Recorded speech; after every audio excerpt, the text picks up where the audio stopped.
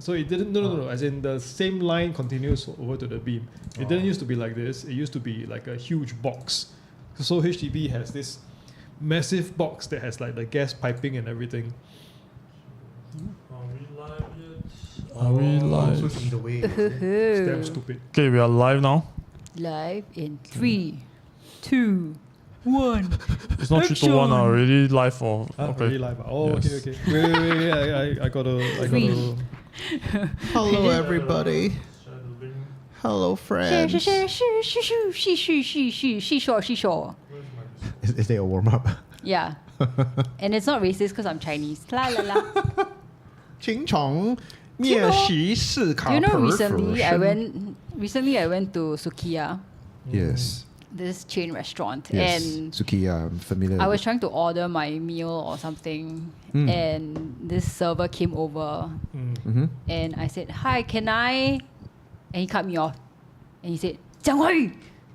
The fuck? I was like, 我不会讲华语。 No, then immediately my mind blanked, you know, like when he like suddenly like Okay, did he ordered. say it with a smile or No, he was he just like 讲华语. And then I like my mind just went blank and I completely forgot all the 华语 in my head. And then I was like, 我要。我 forgot 我的 Chinese。欢迎大家来自大龙沟小猫咪的 podcast。 Podcaster 一个风和日丽的下午。 Oh my god！ 小明走着走着去巴沙。巴沙里人山人海。 This one B6 standard, no? 然后 They give us. 然后巴沙里面的阿姨卖菜，菜很贵， I 因 wish 为 your- 有 inflation. I wish your father would see this. Oh, sorry, Dad. My Chinese standard. Yeah, I Has, wish Mr. Neo would see this. I think he will cry. Oh dear. But you know what? I was so shocked that somebody would actually order me to speak in Chinese in fucking Singapore. Yeah, Like, what the fuck? Yeah. Okay. I'm actually surprised you went along with it. I mean, you tend to be of a... I mean, I was just so shocked that like this would happen. I was like, huh? What? Correct. Sometimes it's just too shocked, right? It's too out of the ordinary. He's like, huh? The woman was too stunned to speak. Okay, was it a woman or was it a man using... No, his- I'm talking about NG. The woman was too stunned to speak. Oh my god. Are you assuming my gender? Yes. Next time, I this thing always happens, right? assume everyone's gender. I don't No, give but a fuck. the person who who told me to speak Chinese was a guy. Next time this happens, if it happens to me, I'm gonna try to remember and do this. Yes. You know, hey, 讲华语。哦，你妈妈没有毛。I'm just gonna say that. 你妈妈没有毛。 But That's such a juvenile. Sukiya is quite a ups place, right? No. No, man. I expect not more really. like No, it doesn't have. $30, It doesn't $40 even per have meal. like 10% service charge, which is why I love Sukiya. Sukiya. Maybe Yeah. I'm thinking of a different Sukiya. Sukiya is brown, right? Brown? No, it's not Okay, brown. anyways, welcome everyone to the Longkang Kitties. This is John Wang, your most handsome non-Chinese speaking uncle ever on the face of the planet. And then we have the whole crew today. We have Jerry. Aye. Jerry, Okay. who looks like Heihachi. And then we from have Tekken. Are you saying I'm old? Are you saying I'm old? What's Heihachi? It's, The guy that He's showed not you just even now. alive in this new installment. Yeah, he's you know. dead. he kinda beaten up and killed like at Yeah, least 5 like times. 5 if I'm not, times. yeah. Yeah, but the hairstyle is you will never die on. Jerry, you've made the right choice. I like Okay. the two little tufts that's like flying out of your hair right Okay, now. Like anyway, it's we like- also have NG and Dan Wong. Oh my god, Hi. NG Hello, after a friends. long hiatus. Like, I only missed the last one. yeah, I know, right? But that's also, it feels forever ago that, You that guys you just were miss since. me too much. I miss you too much. Aw. Everyone miss you too much. Okay, we have a very exciting action-packed live stream for you guys. Okay, Chipa-boom. we're gonna be talking about the latest, the most newest Singapore public enemy #1. Holy shit! Number one. This number guy one. is Beaming. taking so much shit, so much hate, so much flack. I've never seen anything Who are you on it. talking about? Who is so hated? The most number one hated man in all of Singapore right now is Mr. Muhammad Shafi bin Ismail. Woo! Oh, the Okay. guy who killed 2 people. Hey, fuck him lah, that guy. ACUSD. Have you guys seen the videos or not? Yes. Yes. I don't understand what's going on because like so he drives the black car, right? And Yes. he's the one who almost drove into the motorcyclist, Yes. and then he went past to the He smacked the Mercedes though. His butt Smack the I didn't see Mercedes. that. Like from the videos that I saw, but Right, apparently, back me up on this. Did he? I the think subsequent- he looks like he swerved a little bit into the white color Mercedes. It was white color, right? If I'm not mistaken. Yeah. And then Right, yes. it looks like an episode of Road Rage. He probably was triggered by the cyclist, as we all are.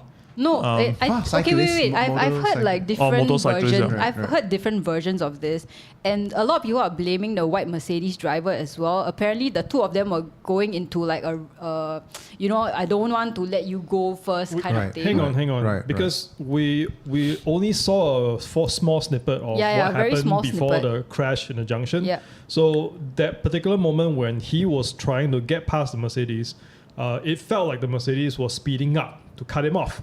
Because Right. there was a motorbike in front of them, and if he was speeding up to cut him off, right, this black sub, right, he actually went faster than Mercedes and sideswiped him, and in order to get past the motorcyclist. But however, we don't know whether they have been racing before, right? We don't know. That's true, but Yeah. Jerry, wouldn't you agree that regardless of whether the feud was going on or not, the sub still was the person Yeah, that of course. killed? Of course, You know, That- those hang on, two hang on. people. I'm not trying to say anything to lessen the black sub driver's guilt. I'm just saying Are you that trying to defend him? we need to see the entire thing before we. Are you both know- siding it now? Yeah, I'm both siding it because I want to understand the situation more than just pinning the blame on one person. What The led to this? Excessive both sidism is activated already. Yeah, man. Hey, who is the driver here? Who's the driver here? I mean, I don't want to drive. I don't have a license. I don't have a but license. Okay. I deliver pizza in Australia for many tens of thousands of kilometers. Okay. I would say okay. that, So yeah. you're the most qualified to He's the most qualified. I have a Combine driver's this, license, ah. but I don't know how to drive. So why did the people die? Because T-bone, right? They say that T-boning is the Yeah, the T-bone, the car is like most vulnerable on the side lah. And then of course Yes. they are in the passenger seat. Right? The drivers are often like they are more fine. They are a little bit more protected. Once you cannot T-bone at that speed, right? It's almost virtually game over already for the passengers. And then of course it became this like cascading series of accidents, right? Like one car, then after that, all the other cars start to pile up a little bit. And I guess one of the but Okay, cameras are dead. okay, sorry about that, ladies and gentlemen. We are back. Ladies We and are gentlemen. back. Yep. Okay, so So he tried to allegedly blend into the crowd to avoid being punished. I don't know like what was he trying to do. Wasn't he a little bit injured as well? He went into hospital, right? Then after Yeah, he was injured, and I think he was discharged after one day. He was seen wearing a cast. People were saying whether the cast real or not because you're still using the phone while on the cast. yeah. But I think I can use my phone while on the cast. yeah, you probably. I think can. if I just need to use my fingers, I think I can. I Yeah. probably can't lift a dumbbell or swing at Dan Wong. You can But- swing your cast at me. But then yeah, But I- anyways, yeah, this dude caused 2 people to die, multiple other passengers to be injured, and he's only facing 4 charges. One dangerous. four charges for now. I think what the prosecutor is saying is they are willing to let this guy go on bail. But then what they want to do is to do a more thorough investigation and see what is like the true extent of what's going on before levying more charges at him. Right now Okay. they are just levying the 4 charges that is like the most obvious. Yeah. Basically he cannot get away one, and of course to bring him in front of a judge lah, so that they can because now he needs to be e-tag, right? Yes. They confiscated his passport and he still need to be e-tag. Do you What know is what? Do e-tag? you know What is e-tag? is the electronic Ankle tag you have bracelet. to wear? Oh, okay, yeah. okay. Do you know what he said after they put the e-tag on him? Tell me. He said, quote, this is from the mothership.sg. I don't think it's necessary to put e-tag because all my document and passport have been seized by police and I'm already on bail and I'm already present today. So after he said this, right, after this news came out, wow, TikTok was damn fucking angry with this dude. Right? He's like, now you killed 2 people already and you still want to copy about our e-tag. Probably because the e-tag he needs to service it. I think he needs to pay for it, if I'm not mistaken. This is what I understand about most other country. When you have to put the ankle bracelet, you need to pay like a daily fee for it. Look, I don't know whether I don't know. Very uncomfortable. Look. If I'm a person who killed 2 people, and then caused like 6 car like pile up, even if you put 10 e-tags on me and I cannot sleep, I would shut the fuck up, Well, okay. I'm going to be the devil's advocate. Okay, I'm going to support Shafiq. Okay, as per my normal stance. Okay, so first of all, he did show up in court. He could have attempted to run away or whatever, but he didn't. Okay, yeah, it's a low bar. I admit it's but can you run away from court even in Singapore? I don't think you can, right? You can disappear. You can try and disappear. I mean, you can get Dan Wong's boat service that we discussed about. Remember? You can put a mas alamat. No, like seriously, it's actually very difficult to disappear. Yeah, we have like surveillance camera all over the island. But you can if you really, really want to, lah. If you really, really want to. Okay. Yeah. Yeah. Okay. Continue defending the guy. And then of course, passport already taken away, so he's definitely not going anywhere unless he really tried the mas alamat route lah and use his sister's passport or what. Then that would be like quite ridiculous. Actually, that's what I also kind of agree with, in the sense that you've already impounded all the documents that he needs in order to get out of the country. The only way he can get out of the country is illegally, and that will put him on Interpol list. Yeah, if you get out of the country illegally, like, it's over already. Yeah, like you are just assumed to be guilty. But right now we don't actually know what are all the extenuating circumstances. Something could come out that could be exculpatory. I don't know. Like what you're saying, with regards to the Mercedes, could some other party have been, like more responsible as a result? It's hard to say. We are only given like a couple of seconds of video or footage, and of course, this is one of those things. You also have to admit, right? It's really like down to the moral luck. I mean, people are just speeding all the time. Okay, like I've done like speeding in Australia before when I was like really, really fucking tired. I just wanted to get home fast, and then I sped on the highway. I almost got into an accident. Thankfully, I didn't. And this is the kind of thing where it's what we call moral luck. You don't. I'm certain if he could take it all back, he would not crash into the vehicles, and then if he could he could still be a ragey guy, and then he still doesn't want to. He's like, fuck you, I don't care about two people. Yeah, but the thing is, he was just at the wrong place at the wrong time. I'm not so sure that, like right now, everyone is just attacking everything he says, right? But actually, some of the things is like, okay, it's quite reasonable. If you don't want to be e-tag, I think that is a reasonable thing to object to, given all of the circumstances surrounding the case. Iswaran didn't get e-tagged, huh?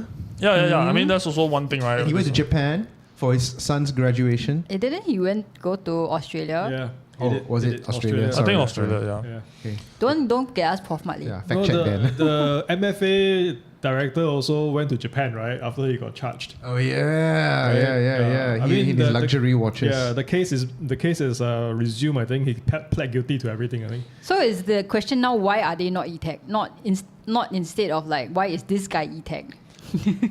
Okay, given now, I don't know if you guys saw this, but there's some MP that's trying to go on to Parliament saying that they want to submit a motion to have like more severe punishments, right, for this kind of like reckless driving.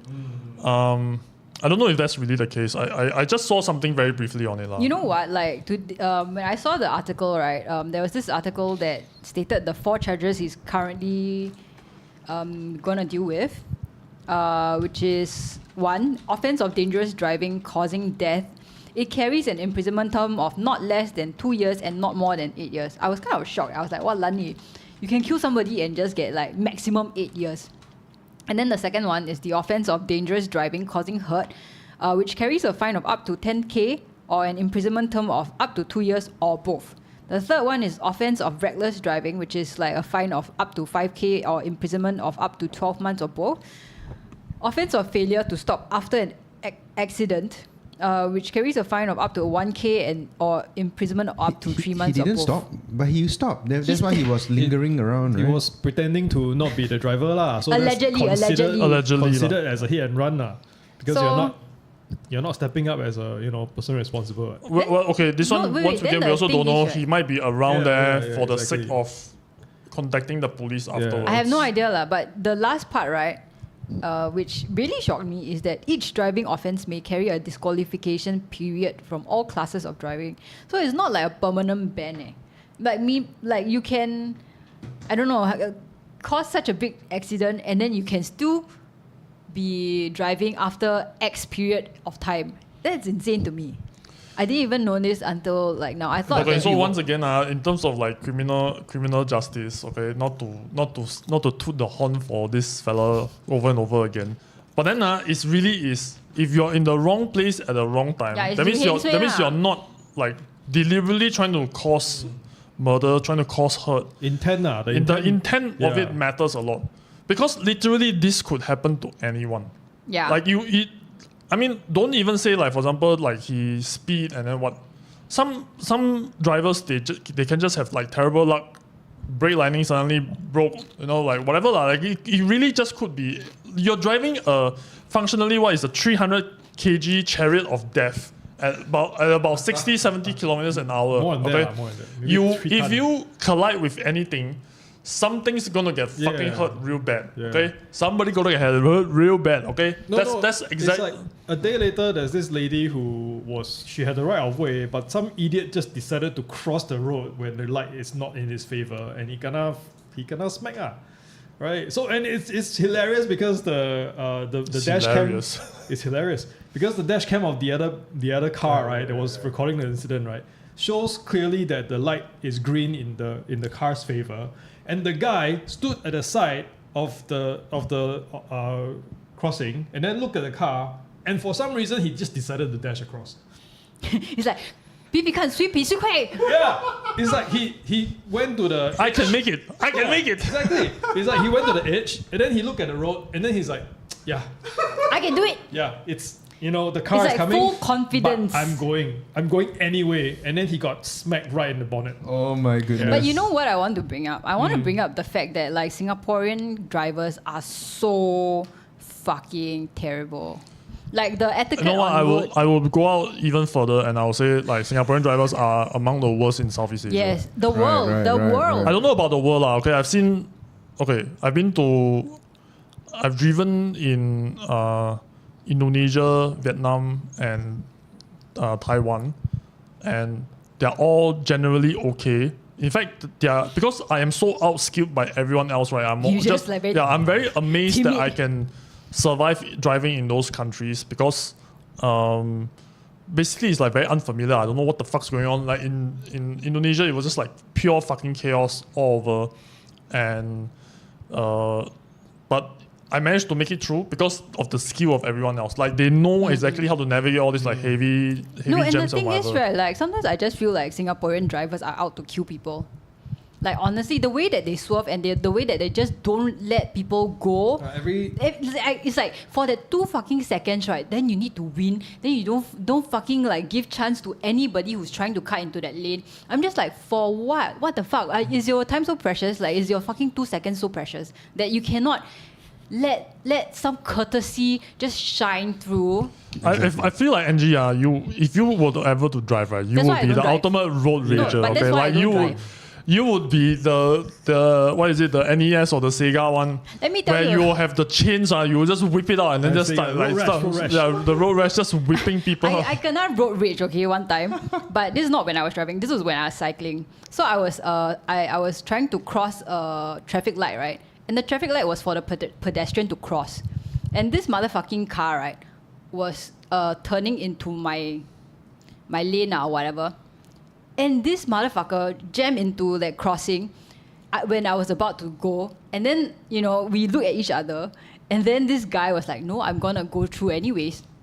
Then I think my brain just short circuit and then I went through. Oh no, Angie, you're putting yourself in danger. Yeah, and this motherfucker like go even closer to my bike. You're both daring each other Yeah, and I think my brain just like short circuited. And then my friends were all like, "What the fuck, Angie?" Okay, hang on. I know we're talking about this case right now that has happened. But I had recently. the right of way. Yes, you Right? did. But one of our listeners' blog, right, has suggested that we also talk about that lady who has a tumor and she decided to throw her bike at the car. Is there such a case? I didn't even read about it. Yeah. Guys, before we move on to that, right? Yeah. Have you heard this one, right? What do you call a gracious driver? Don't know. Not a Singaporean. Oh my god, you heard it. Oh. No, you know why or not? Because I realized this right last year when I went to Melbourne.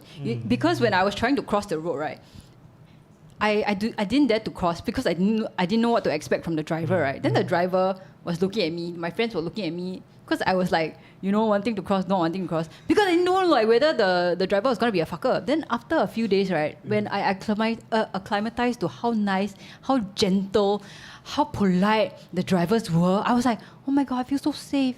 I feel so safe crossing the roads. Maybe it's because their penalties are harsher than ours. Are they? I'm not sure. No, I think people there are just when I try to nicer. jaywalk in like Vietnam or what, right? First of all, the Vietnamese people are just like absolutely insane. I still remember. I mean, this was 10 years ago when I was there, but Apparently it's the same. I know what you're going to say. It's the so same. what happened was, so let's say the vehicles are all coming this way. It's a one-way street, right? There'll be one crazy fuck with a cart. Yeah. Let's say drawn by a horse or donkey. That's like full of beer in the opposite direction. It's just like no fucks given. Nobody horns, nobody does anything. Yeah. And then after that, you can just jaywalk while all of this is happening. And as long there's like rules to jaywalking. Yes, you have to go at a constant speed. Then they will avoid you. Yeah, the worst thing you can do is to just like randomly stop in the middle. Yeah, you kind of need to. Okay, I know like you're about here. Just let me like walk. Constant. So Yeah, you basically, can't do that. the drivers will do their best to anticipate, and then they will just slow down accordingly. After that, you just walk. And after that, they just speed up again. So no fuss, no muss. Everyone like understands each other. No, implicitly. and the locals, right, they understand the flow of traffic. So I think in Beijing one time, and there was like this fucking huge street that we are supposed to cross, and we are jaywalking. Then my local friend, right, she was like, oh, we just crossed here. And then she walked. Then I looked at her, I was like, there's no way I'm going to walk. Then she reached the other side already, I was still on this side. Then she had to come back and walk me through it. I just didn't dare to do it. What a loser. Because there's so many fucking cars. Like there are at least 3-4 lanes or what, I don't know what. You must trust the locals. I cannot. I have no. I cannot cross without a. I cannot. So you see the game Frogger from many, many years ago. Right? So that means in all these countries, right, Frogger will never happen. But do you feel that sometimes your brain just starts and stops for no reason? Angie, I feel like yours is because you are just so insistent you had the right of way, and you just you are so secure in that right that you don't care that you get knocked down. It's an ego thing. And no, it's not ego. Like no, it's absolutely ego. There's one time, right? I remember where I was. It was like a zebra crossing, where I knew that I was not supposed to walk, and then in my brain I was like, no. Then my legs just went out by itself. So you're saying your body defied your brain? Yes, correct. So you know what you remind me of? Let me tell you what you remind. You remind me of my mother. Okay? Oh my God. So my mom is the I type. have dementia. No, my mom don't have dementia. She only has osteoporosis. But anyway, she's one of those ladies, right? She sees someone on the PMD, for example, which is one of the. Remember our PMD episode? It's quite legendary episode. Yes. She sees someone on the PMD, like driving around recklessly or whatever. She's just gonna stop in the middle of the road and just like stare the guy down, just like come So on. basically, you're just calling me a Karen. My mom is not a Karen. My mom, right, is death defiant. She won't like go and scold people until they get I off the thing. challenge you. Yeah. Come at me, bro. But she will like death stare them and challenge them like come. 武器来买，武器气化买, you know, that kind of thing. And then every time I see this in real life a couple of times, and every time I'm just like, mother, you are like 60 years old with osteoporosis. If this 70 kg, you know, like chariot of death collides into you, right, you will turn into a pink mist. Can you please stop doing this? But the guy was just like, you know, I'm like, just so this is like Angie's mentality also. No. I just the want to Angie clarify. mentality I is get out of the way of PMDs, okay? Especially when it's the elderly yeah, people. PMD you get out of the way, but a car that is like significantly heavier at a faster speed. No, I'm right away. Whoa, hang on a second. No, you see, my train of thought is this: if he really knocked me down, he will have to go to jail. Even if but I'm you will dead. die. Yeah. You might die. You die. Your train of thought is if I get hit by a train, I won't die. That's your train of thought. Yeah. No, it's like if I die, it's worth it because you go to jail. No, It's no, but you die. And I'll be quite upset if you were dead. So I think that's not a good strategy. You know, this is the thing that a lot of I mean, it might be okay. I don't want to drag it too far, but it might be a Singaporean entitlement thing. But there are a lot of people who are like, oh, it's okay, you know. If the car not beat down, the driver is at fault. It's like, yeah, but what, you will die. Okay, you might not die, but you might get severe injury. Yeah, you might get an insurance payout, but you will still, you know. I think it's just basically road rage. Like it just eclipses your brain. Like, I guess. like shit just doesn't. Have work any of you all anymore. been hit by a car before? Yes, I have. Yeah. Are you guys serious? I've been hit by I a car have. once. All of you have been hit by a car? I got a guard. I have multiple close shaves. My God. Do you know that? Okay, let's let the survivor talk. Yeah, okay. Tell us your story, sir. There's a road divider, right, in Toa Payoh that was set up because of me. A fence was set up because Yes. of A fence the was set fence for up. the fence. A fence was set up in my honor You are such a fence that you spawn because fences. because I got struck by a car in that road, right? Damn. I'm not kidding you. Oh my I'm god, sorry we need to that's Google not Maps this. Yeah, I'm not kidding you. It's there. It's there. I know what's the artwork it's for this it's the, episode. It's the bus stop right next to Toa Payoh Stadium. Wow. How did it happen? How did it happen? I was jaywalking to go to the other side, right? And then I got knocked down, and I spent 3 weeks. Okay, wait. Why didn't you not see the car coming though? I mean, I know you. When you're I jaywalking, crossed you'll in be front alert. of the bus. Oh, so you didn't see the car Nope. coming because you crossed Actually, in it's front of the part bus. of the basic theory, by the Yes. way. Your basic theory, they will have a question.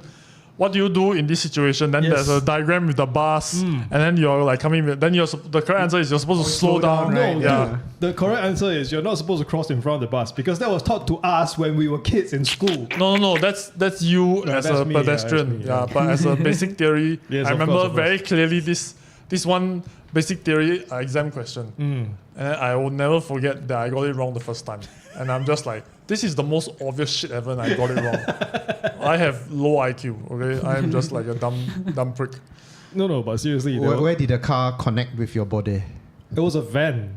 Where did the van? Oh my God, I'm so Yeah. sorry, Jerry. Where did it connect with your body? Did anything break? The whole right side, I even have a scar right here. Oh my to God. prove it. Oh Jesus! Do you have to go to hospital? Yeah. I was in Yikes. hospital for overnight for observation. Was this Oh my before you knew us or? way before? Okay. Oh. Yeah, Or in way your before. long Yeah. forgotten youth. Yes. Is the fence still there? Yes.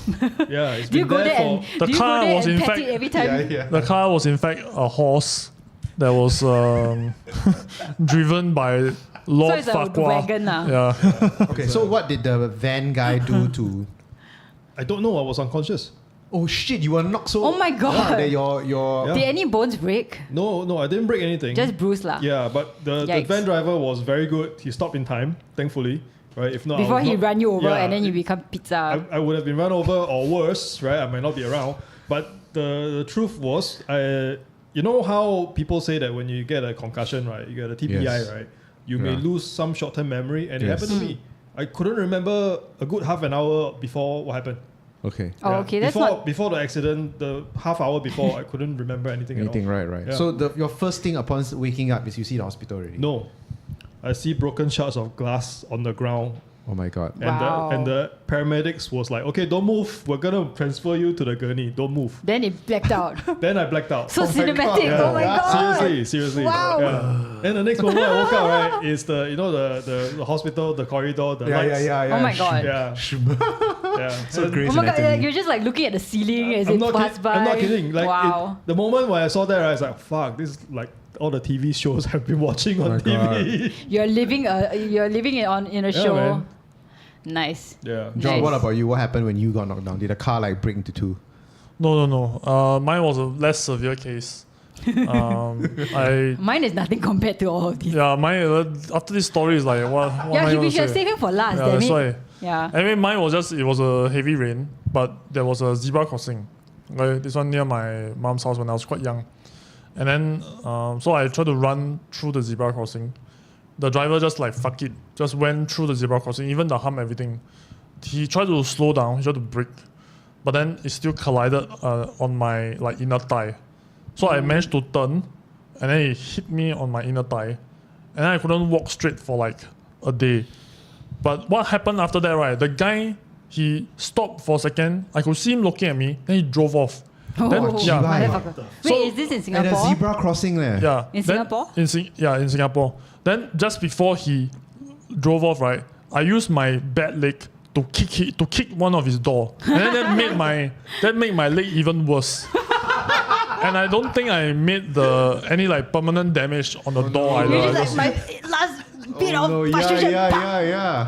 Wow, you are a real fighter. You're the guy that gets to run through by somebody else's sword, right? Then you just use the remaining ounce of strength you have to strangle the motherfucker. Yeah. Die together. Then die together. Then I die. I tried to kick it, didn't really work. Then I just yelled, "Fuck you!" Like into the air, just like venting my rage impotently. So it was raining lah, so you're wet lah. I was just thoroughly drenched. That's so like cinematic also. Imagine him lying on the ground like, fuck you! I wasn't on the ground. I was still able to stand and walk. But I mean, it hit me like hard enough to the point where I felt like significant pain, and Do you have to go to the doctor? I didn't go. I didn't go and see doctor. I was just you like, could have had a microfracture and you wouldn't know, you know. I could have, but the microfracture might have been a result of the kick, rather than. So you inflicted it upon yourself. Because I kicked right then, I felt something like, something is wrong with my kick. Actually, no problem. After kick got problem. Yeah. You brought it So upon anyway, I'm yourself. just like, okay, it's fine. So the guy got away with knocking you down on a zebra crossing. It didn't knock me down. It just collided. But still, I landed on the bonnet. There was contact. He should stop, ma. Yeah, he should. Technically speaking, He didn't want to pay your hospital bills. Yeah. He didn't want to step out into the rain, that's why. Oh, that's true also. That could be it. He's like, well, I mean, since you're wet already, I don't Yeah. have to be wet, so might as well. Bye-bye. See ya.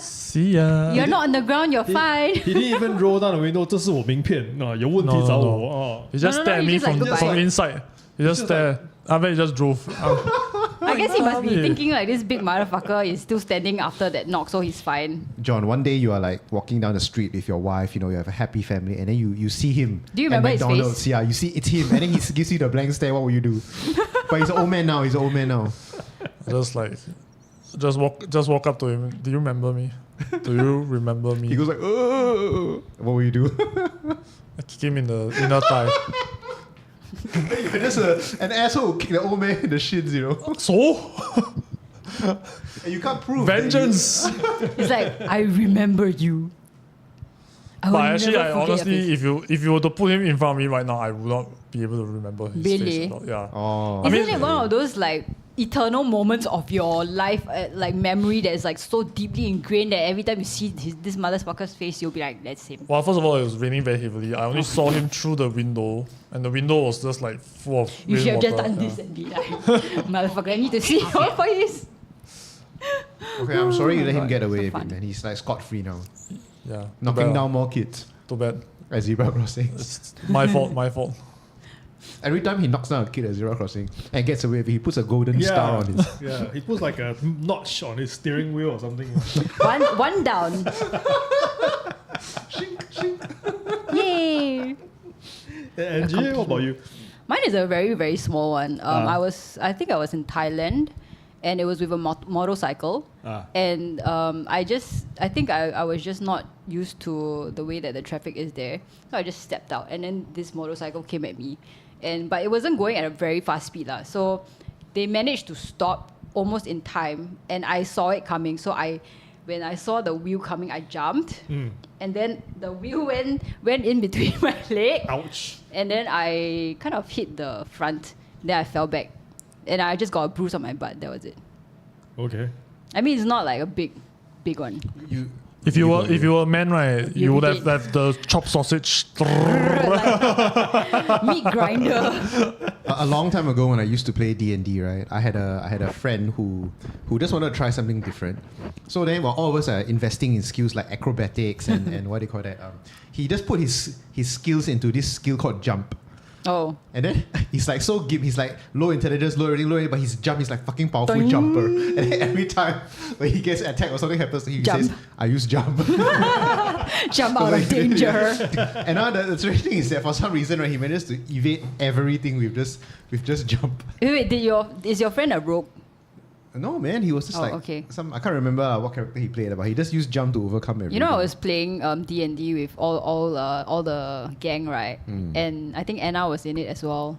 So one time during the party break, right, I just fucking buttock itchy or what lah. Then I just went into a random room by myself and then I stirred out a bunch of shit, almost TPK'd the entire party, and I got out alive without any harm, without any scratch because I jumped. Oh my god. I had very high agility. See guys, jump is the skill you need to invest in. We just Jump need to is very important. It got her out of like real life danger. Yeah. Jump and roll for if you play Dark Souls. Oh yeah, jump and roll. Jump. Okay, I better put more points into jump. Sad. Yeah. Anyways. So Let me just. I think this guy, this sub driver, he deleted his Facebook profile or whatever, because I think everybody's going on a hunt for him. And I saw like somebody post like 100K reward Bounty. Yeah, to show his face. Oh my god, or something like that. vigilante. Don't know whether it's true or not lah. Lots of crazy Anyway, shit going on in TikTok. So there is going to be a parliamentary question on road safety penalties following public concern. Though this is the right after. Who is filing the PQ? Do you know this? Okay, so let me just read the article. Road safety and penalties under Road Traffic Act will be discussed on the next parliament sitting following public concern in the multi-vehicle accident following incident in Tampines at Q2. Chairman of the Government Parliamentary Committee that oversees transport, Saktiandi Supaat, has raised several parliamentary questions to the Ministry of Transport. Okay, so he's one of the chairman of the committee. Among them is whether authorities will consider stricter enforcement measures or legislative changes to ensure greater accountability and to discourage dangerous driving. Personally, this feels a bit like a political move more than anything else. It's possible that with election around the corner, that something like this is used to go and like, oh, the public now is like so invested in this story. Let me do my job. And then now, we should go and like have harsher punishment and whatever. And I think one of the sentiments was captured when NG was saying, you can just kill 2 people and just just get away with it for like sitting in 8 years. But honestly, a lot of it is also like road design, because the junction in Tampines is very, very wide. If you see the cross, right, it's very, very big. So if Isn't one bigger person, better? Isn't bigger better? Yes and no, I think. I mean, if it's smaller, I don't know whether it will be impactful to the situation. But okay, like for me personally, if Singapore is already one of the harshest place on planet Earth already in terms of like crime and punishment.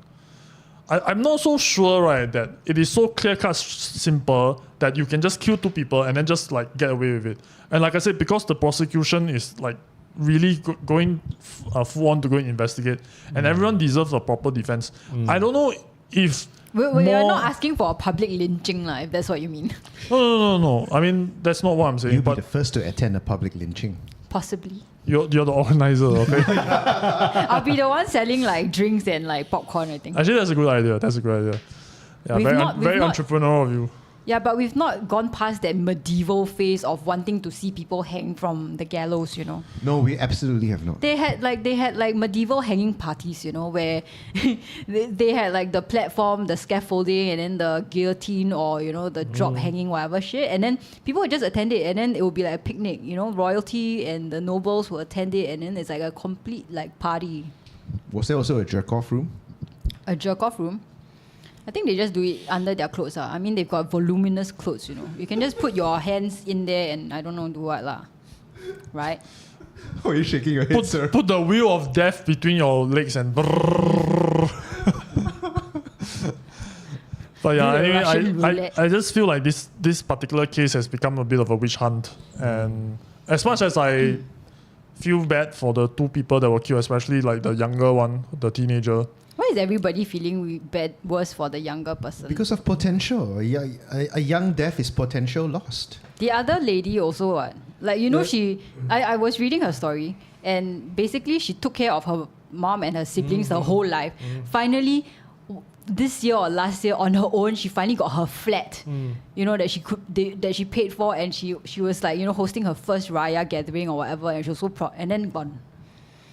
That's also very I sad. mean, I'm not it is tragic I'm not too, yeah. making a comparison I mean, between we are the not value of comparing. the life of these two, but I just feel like but it's just if so you fucking if you sad don't like you haven't really lived your life, and then after that you also like tragically taken away from you at such a young age. I think that's like a little bit more painful lah. I feel for me personally. I feel very sad for the father of the lady who passed away. Who I think she was driving and she was the passenger, right? And he was injured. The younger girl's dad was the driver. Yeah. Yeah. But I think, if I'm not wrong, both of them, going back to a little bit about road safety thing, both of them are on the passenger seat, I think, but it's like the back passenger seat. I'm not sure about the older lady, but the younger girl probably was a back passenger. Yeah. And very often, I don't know the situation. I'm just saying very often we tend to forget that we have to belt up at the back as well. That's actually a very important thing that we need to. This is something that I've just been very, very anal about. And just like, But isn't it that like now with the newer cars, if you don't belt in when you sit down, they will be like ding, ding, Yes. the Newer fucking ones, yes. annoying like Yeah. sounds. some of them only make the sound if you belt up and then you take it out in the middle of your trip. Oh, so if you don't put it on at all, it's fine. You mean? Yeah, some of them. I've always been very like anal about this belting up thing. Yeah. Should be. Yeah.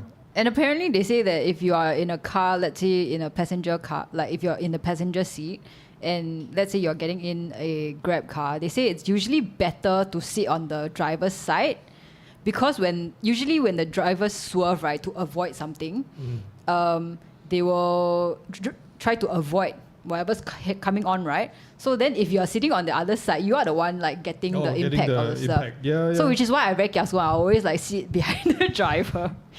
I cannot sit behind the driver because my legs are too long. Oh, 好练啊, Oopsie. 好练. But yeah, I think it's like one of the things also because the road is like populated by all these people, right? You don't know who is gonna. You're not saying that the driver is a bad driver. You're just saying that the living on the road exposes you to the vicissitude of life. So then if you cannot hit by somebody else and then you don't wear a seatbelt, I don't think you can Always claim wear your insurance. seatbelt. Okay, the other thing I that's think so, very yeah. important, very important, if you're a woman, right, is that those claw clips that you use for your hair. Oh yeah, don't take them off. Take it off Yeah. when you are in a car. Yes, take them because off. when you wear a claw clip, right, and then you get impact, that claw clip is gonna fucking embed into your skull. You watch the Because- TikTok, right? Yeah. No, You not watch the TikTok, right? Yeah, not yeah. TikTok. You didn't watch the TikTok? No, Yeah. I think I was watching some documentary about like car crashes. Yeah, but it's true. And it's they true. say that a lot of women have injuries from this. Because that happens. Then when- now I'm very paranoid. I'll just take it off when I'm in the Just a car. quick one. Yeah. In your own words, what is the sound effects of a claw going into a skull? Like make the sound. It's like I going think that's through not your- bad. That's good. not a Wait, that's not a bad Let me sound. explain it. It's like going through the bone, there's the crack, and then the is your No, brain. It won't puncture your brain. It will just go through. I just want to and exaggerate, Ken. embed I just into want to your skull. like scare people into Yeah. never doing this. Yeah, but Angie, I alright? really don't think it will penetrate your skull. It I might. mean, depend on the It force. might get stuck inside. Yeah. Yeah, might it get depends stuck on the inside. force. Yeah. Yeah. Because that the headboard that's behind you, right? It's not like a lot of people are saying, oh, the headboard very uncomfortable because you cannot lean back. But the headboard is there, right? Because if you don't have the headboard, what's gonna happen is when you get in a head-on collision, you're gonna be thrown forward, right? And then after that, you're gonna go backwards. Whiplash. Yeah. Jerry, your mic. Yeah, Mike, your entire neck is gonna. Correct. Yeah, you got 1, 2, 3, 4, 5 hernias. Every disc in between Yeah. each thing will hernia. Yes, yeah, and then it's gonna be a very very bad. You'll pop like a gummy bear. You'll Very, pop like a very, very Haribo. bad, next 10 years for you, or Gross. however long you live. So that headboard is actually very important. Like when you slam backwards, at least you're not, your force is not going back. Yeah. Did you guys see this like advertisement? Which I thought was really cool. They try to design like genetically engineer, conceptually a human that could survive a car crash. Oh You yes, guys he saw this, looks right? so. It's like basically no neck. Yeah, like, no Yeah. neck. Rob. This like a It's reinforced probably also human being. that particular guy who was genetically engineered to survive a car crash is probably the same guy who can win all the UFC fights. But he's not very flexible though. Probably a sumo fight though. Maybe. I don't think a UFC fight. Like you need some like flexibility. Okay, we're gonna bring up an image of this guy right here. Ding. Actually, we have no technical capability. Whatever. So, you all have greatly overestimated this my. This is the Longkang. What do we expect? No like fancy technique and shit. All right, what else? What can we do? I see all the YouTubers do it, all the kids, they just point and then like this thing You know why? No? You know why? Because they got Okay. budget. We don't have budget. Sad. Anyways, one thing that I just want to bring up about this, and I think is the fucking stupidest aspect of this accident is the racial aspect of it. Because when the incident first came out, I think when the driver's identity was not revealed, there were allegations that it must be a cover-up because it's a Chinese person or PRC person, which is why the identity was not revealed. And after the identity was revealed, then like all the Chinese, like the salty Chinese people were in the comments, see lah, you all say what, say more. And I'm like, come on guys, like why do we even have to bring race into a car accident like this? It's already fucking sad already, and then you still want to make it into you just want to like be divisive for no reason. This one is the standard Singaporean template of answers. We can play bingo with all these like answers. Oh, is it Sika India? Sika. Is it like Atyong? Or like you can just run the gamut of whatever Singapore opposition Facebook page, the talking points, and then just play bingo with it. For sure, 10 out of 10 you will win one. Fucking guarantee you will win. Alright? It's It's just so retarded, seriously. Yeah, maybe we should do one of these bingo cards. Oh well. Oh, actually, yeah, I know what. That'll be a good game time. You all just design a bingo card. Then after that, I'll just select the Facebook opposition, the page. Yeah. Then I just read. Then you're just like, oh, bingo. Fantastic. Okay, shall we move on? Yes. Let's do. Talking about like opposition and non-opposition. Oh, before. Okay, Anything so from the, we have some chat. Okay, so blog user, I've been involved in a vehicular accident. It was very scary. Oh, I've been involved in a vehicular accident also, like just inside a car. Oh yeah. Yeah. I've been in a couple inside the car. Yeah. But that one I think okay lah. Still quite okay. It's just the driver that was driving us. He's just distracted by his wife, and then he just like collided into the rear end of the other car. I even like saw it in slow motion. I was like, watch out! Then after that, boom! After that, I hit my head on the on the backboard of the front. Isn't it so strange that the thing we shout is watch out? Watch out. Yeah. What do you mean? It's just a thing that you shout when you're in grave danger. Why else are you gonna shout? Okay. Anyway, okay. Yeah, Jen, I don't know. Yeah, but in the movies they always do that. You go like Watch out!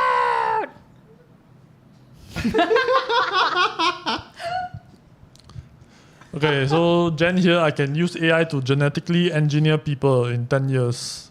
Because the accident was a road rage, no one wants to blame. Okay. Okay, fair enough. Alright. Alright. Moving on. Are we going to talk about The Crown now? The Crown. The a Crown. Netflix series. The Crown. No, we're gonna talk about the next inauguration that's gonna happen.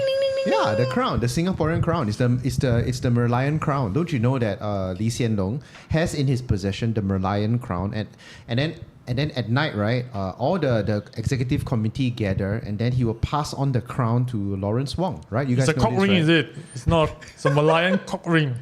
Okay. The two tips must touch. Then somebody will run the ring. The transfer of power is complete. Is it gonna be televised live? I hope it is. Is it like a close-in zoom up of two cocks? Correct. And then one will glow green and one will glow purple. And then after the ring has gone through, then the purple and green will swap the glow. What if one of their cock, right, is thicker than the other? No, isn't it? It's like the one ring it will resize. Yeah, lor, it will just like automatically. Exactly what I was about to say. Yeah, John, do you think the Merlion ring is a thing of like a domestic thing? This is like a mythical artifact. It's a relic. It will be sized to fit whoever wears it. I just want to know who has the thicker cock. That's all I want to know now. But of course, we're not gonna speculate on such things. Okay, these are trivial things that no one should care about. Okay, Exactly. we're talking We about are the above political. such dirty details. Yeah, Exactly. we're talking about the political prowess of Mr. Lawrence Wong, the next Prime Minister of Singapore. Holy shit! Woo, May 15, let's go drink. Woo. Yeah, celebrate lah. Why? Hey, I just want to- Drink so that we can vomit like Malayan the next day. Yes, that will be We the can ultimate. totally. Drink to forget that we're in 4G. There's this the sucks. ultimate celebration. Yes. So okay, how do you think his term is going to be different? So they say that Lee Kuan Yew was more authoritative, and then Goh Chok Tong was more consultative, and then Lee Hsien Loong was more performative. Actually, I don't know. Oh, sick burn, bro. Actually, I made up the last one. Actually, I don't know. They have a word for it. What's the word? Can you guys remember? Then now Lawrence Wong will be more kabakabagiv, something like that. Cooperative. Do you think I look like a political commenter? Yeah, clearly Well, not. you should be. You're on the Clearly LongKang not. Kitties. Okay, this is like our tagline: You are gutter the- politics. You are the political satirist in our group. Yeah, that's why also. Yeah what the lah, you hell? draw all the comics, but you cannot speak. I Cannot forget the talk. words. No wonder you need to work with Mothership. Is that an insult, Jerry? Yes, absolutely. Sometimes, Yeah, sometimes, yeah. yeah, but you know, I will not Yeah, bet yeah, off yeah, my yeah, future employer. Anyways, right, I want to ask, right, because the transfer of power is on the May 15th, right? If you all buy 40, what will you buy? 0515 or 1505? And does 2024 come in at all? Because we are Fucking good question. because we are buying like 40, there's only 4 numbers. You can buy the 0515, then the 24打. I don't know what is it called. That means all the It's like numbers. scrambled, is it? Yeah, it's like you can get all the Wow, that's like a yeah. lot of money. One ticket will be like several hundred, like Yeah, it's a lot of money, $900. man. Are you or something. serious? Yeah, yeah. Not kidding. But it's that a means lot of money. you get all of the different permutation with the 4 numbers. Yeah, Holy So shit. there are 24 permutations of the 4 numbers. if I'm not mistaken, yeah, something like that. I can't remember because I only remember the Chinese name is like 24打. Then that's because when I buy the Yeah. 4D or Toto or whatever, right, then this is what I hear all the auntie uncles say. If you actually read the back of the ticket, you can find out all these Yes. rules and whatever. First of all, I never read the back of the ticket unless I'm trying to figure out something else. Okay? Like what? I wanted to find out what was the Toto System 7, System 8, so it's like System 9, so on and so forth. I What is wanted the to- difference between 4D and Toto? So And 4D, 六合彩 is what? Toto is 万字票. What is 六合 Sorry, 彩？ 40 is 万字票. 10,000 numbers. 0000 to 9999. This is what 4D. 4D, yes. yeah. Okay. So it's 4D, 4 digits. And then 4 what is digits. Yeah. Toto? Toto is you is- have 7 numbers from Lottery. 0, 1 Is it to the one that you 45. buy the $2 49 ticket from the now. auntie 49 one? or 40 or 49. What's the one that you buy the $2 ticket from the auntie? That one is sweet. That one is What the fuck? 大彩. Yeah, that Oh one my is God. big sweep. Ah. Yeah. So those are The big three. sweep is just the number at the bottom of the ticket. That's just your number. Then if the number gets selected, then you get the Yes. big sweep number. So is that part of Toto or 4D? No, Toto, different right? system. Oh, so there are 3. There are 3. Three Okay, different okay. But hang on. If your 4D number, right, the 4D draw comes up and the number matches your last 4 of your big sweep, you can still claim the prize. Huh? Oh, Yes. Okay, I did not know What? that. Yeah, Okay. Toto as well. So if your Toto number, right, some of the Toto numbers match the 4D number, you can also go and collect prize.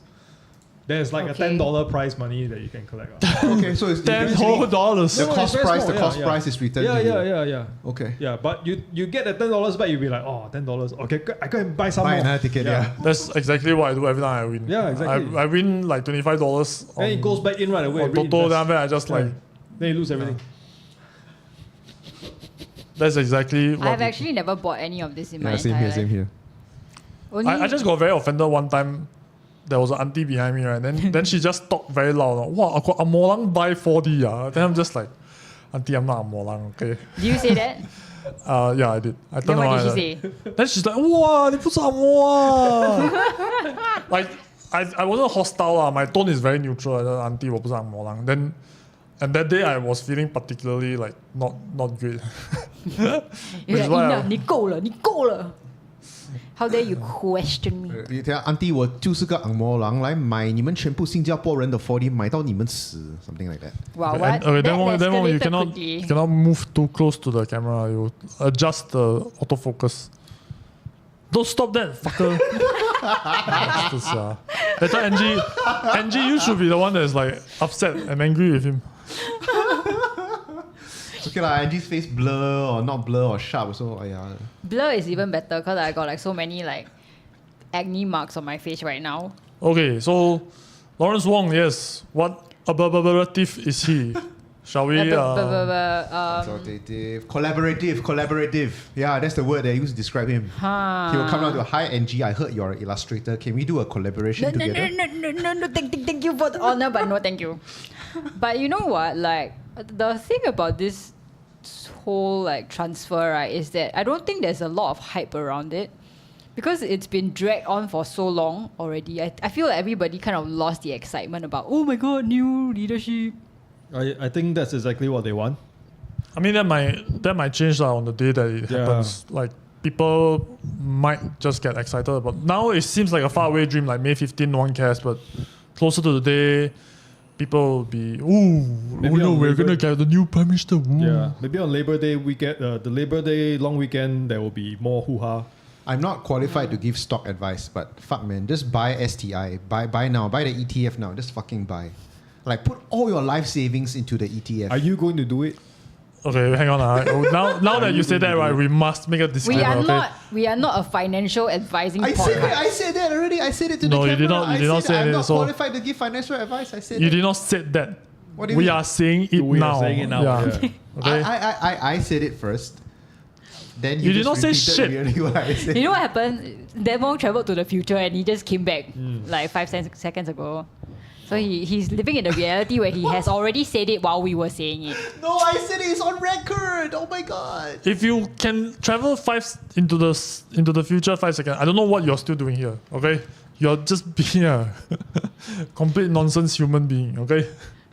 Oh, imagine if buy you STI could. ETF. No, do not do that. Buy it now. We are Put not all your money qualified. into it. We're not qualified financial advisors. On May 15th, you'll get a windfall. And who do you thank? Dan Wong. If Dan Wong could give financial advice, he would be very rich right now. And he wouldn't be here with He us, would not right? be here in the LongKang Kitties with correct. us. Yeah, man. Do you know Okay. I'm the guy who sang the Financial Matters, the song? Do you know that? Were you? Absolutely not. Absolutely not. Financial Matters. That was on TCS5, I think.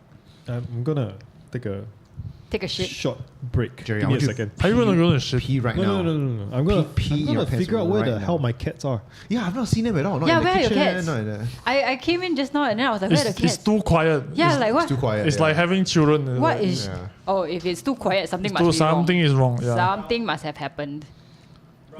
Brown, you wanna come out? Oh, come show your face. We'll see. Let us molest Okay. you. We'll see the brown later. The boba. That's the boba room. Okay, boba is here. Oh, Beth is here. Okay. Oh, I thought Beth and boba don't get along.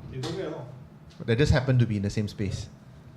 But if boba, technically, if he dulan, right, he want to come out, he could come out, right? He knows how to open door, right? Yeah, he knows how to And you open didn't doors. lock the door, right? No. Okay, you shouldn't, right? Yeah, I guess. Boba doesn't like humans, other humans. So now that he knows that we are out here, he definitely will come out. I wish the Longkang Kitties, I wish everybody watching this stream could see how Boba opens doors. He just jumps very gracefully and then hangs on to the handle. And then as he pulls the handle down, the door will swing in because of the force of his jump. And then he very nimbly just releases and then he just walks in. Like nonchalant, man. Like every day. All day, every day. Boba is, as I mentioned, Boba is more mechanically inclined than some human beings. You know, sometimes you teach someone, this is how you do things. Then you're like, I don't get it, eh? You know, Boba is the self-discovery. I can figure it out. Back on topic. Back on topic. Let me read the results of a sg.ugraph.com poll of how Singaporeans feel about Lawrence Wong taking over as so PM a of government Singapore. website, yeah? Just Yes, saying. it's a government website polling Singaporeans. And the first line, most people consider him competent, especially Gen Z members of the population. Following the news of Singapore's current Prime Minister Lee Hsien Loong stepping down and handing over the responsibility to Lawrence Wong, YouGov's latest survey shows that most Singaporeans have positively received this update. Upon hearing this news, 1 in 5 Singaporeans said they feel hopeful, bracket 20%. 1 in 5. Yes. 1 in 5. Okay. 1 in 5. 1 in 8 feel confident.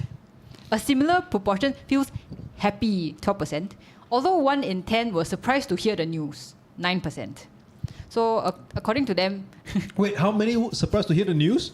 9%. 9%. So that's 10%. That's like 1/10. 10% of Singaporeans don't know that it's going to happen. Yeah, I mean, apathy, what do you expect? You know what right? I'm quite surprised to see, right, is that Yeah. apparently the feeling of confidence is highest amongst baby boomers at 18%. On the other hand, Gen Z and millennials were more likely than others to express surprise at this development. I guess because they don't follow the news. A considerable proportion of Singaporeans had no reaction to this news, 36%. This response was higher among millennials than the rest of the population at 40%. I guess we are the generation that give no fuck already. We're just like, we have school either ways, whatever. In general, Singaporeans have a high He's not of this generation. Just saying. Wait, are you Gen X or Gen? He's definitely X. Gen X. Oh, okay. You don't care. We don't care about you. The greatest generation. The generation that never. The greatest generation is the one that participated in World War II. Yes. Okay, so anyways, Wow, in okay, general, okay. Singaporeans have high expectations from the incoming PM, with 38% saying that they have a lot of expectation from him.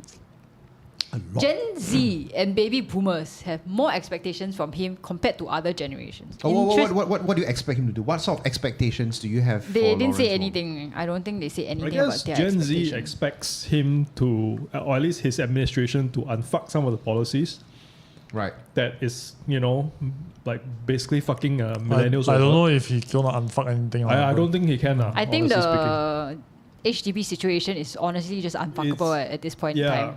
Yeah, thanks to you know who. Do you know, like recently, HDB was just listed at $2 million.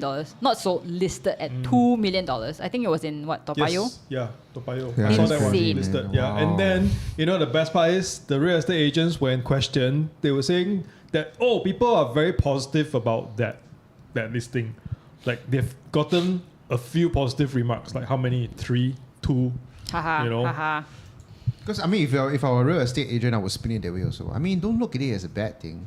The fact Yeah. is that 2 million means people can afford it, and that salaries have been rising over the years. Singaporeans are so rich. Singaporeans can afford it. And Singaporeans I'm like- want I'm like- more money I'm like in jerking off, their yeah. wallets. If you can sell your BTO for more money, why sell it for yeah, less? Exactly. Who wants less? Fucking terrible. Okay, how do we all feel about Lawrence Wong?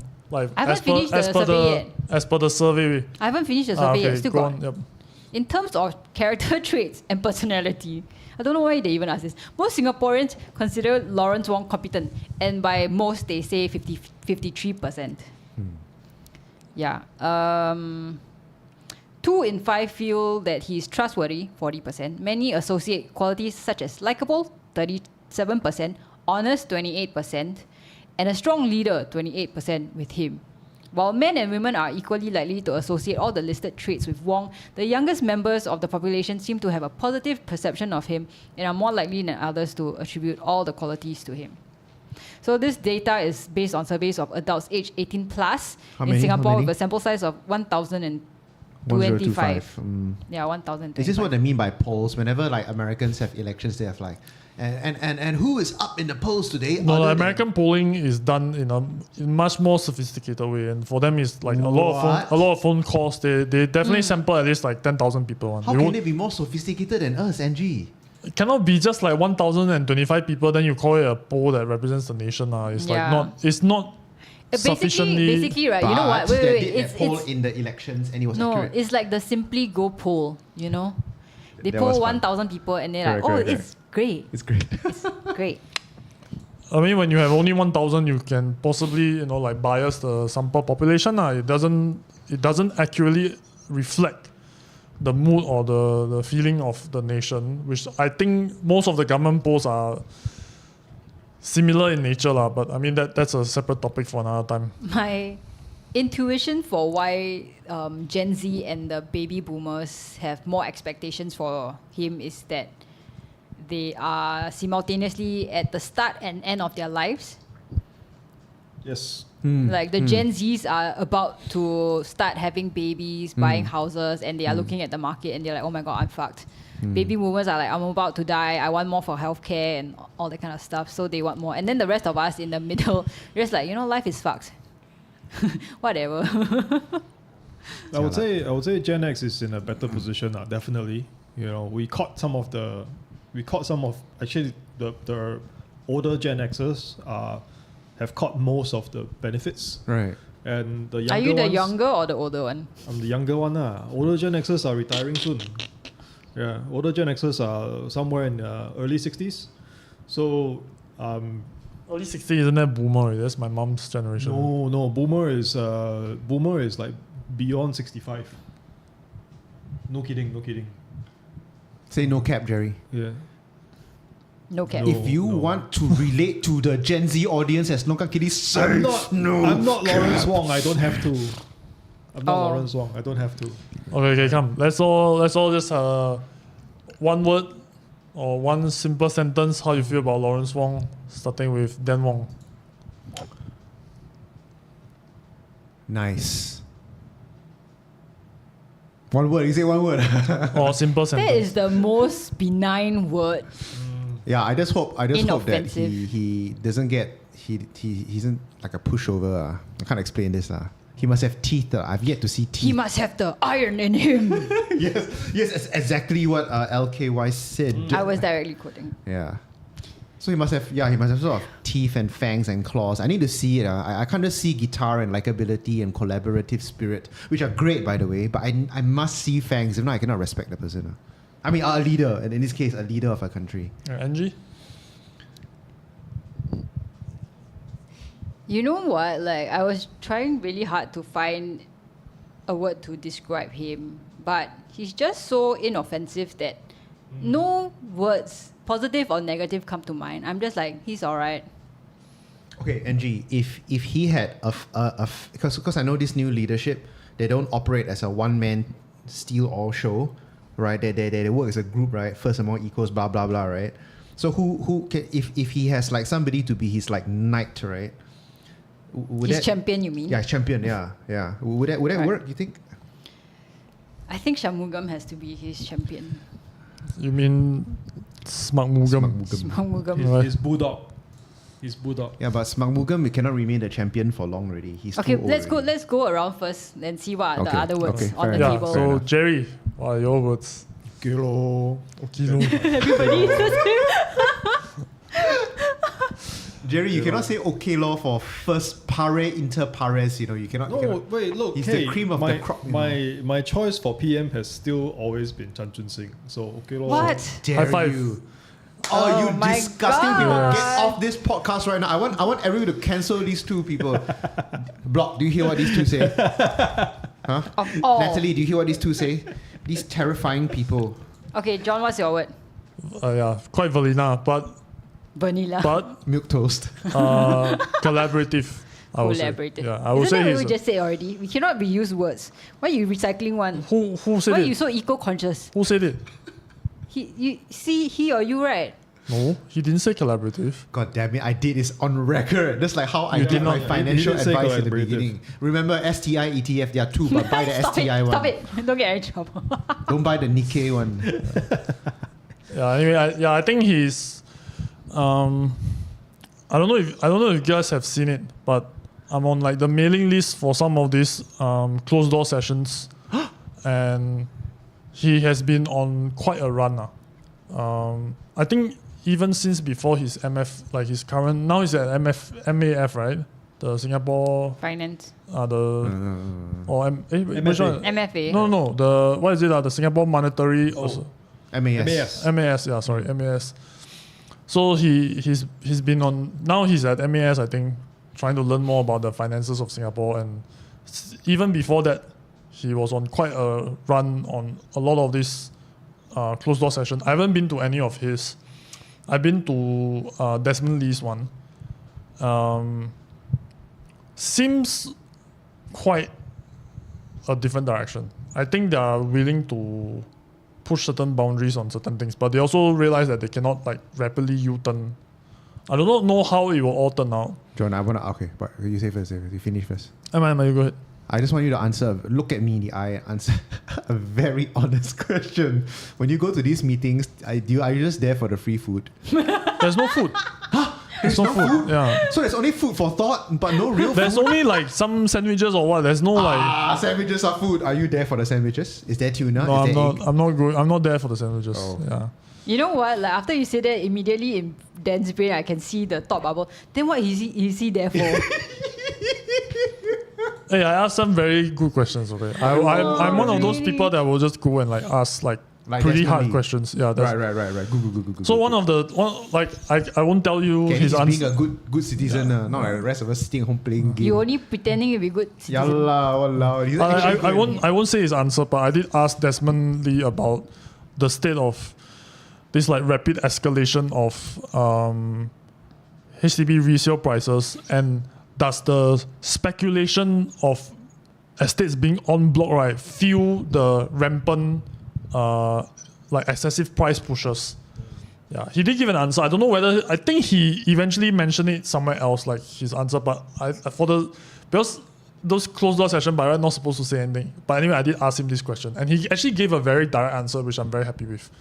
I believe eventually he clarified in a public interview, but because I cannot remember it, so I'm not going to take the chance and just say it out here. But basically, he gave me a very satisfactory answer, I would say.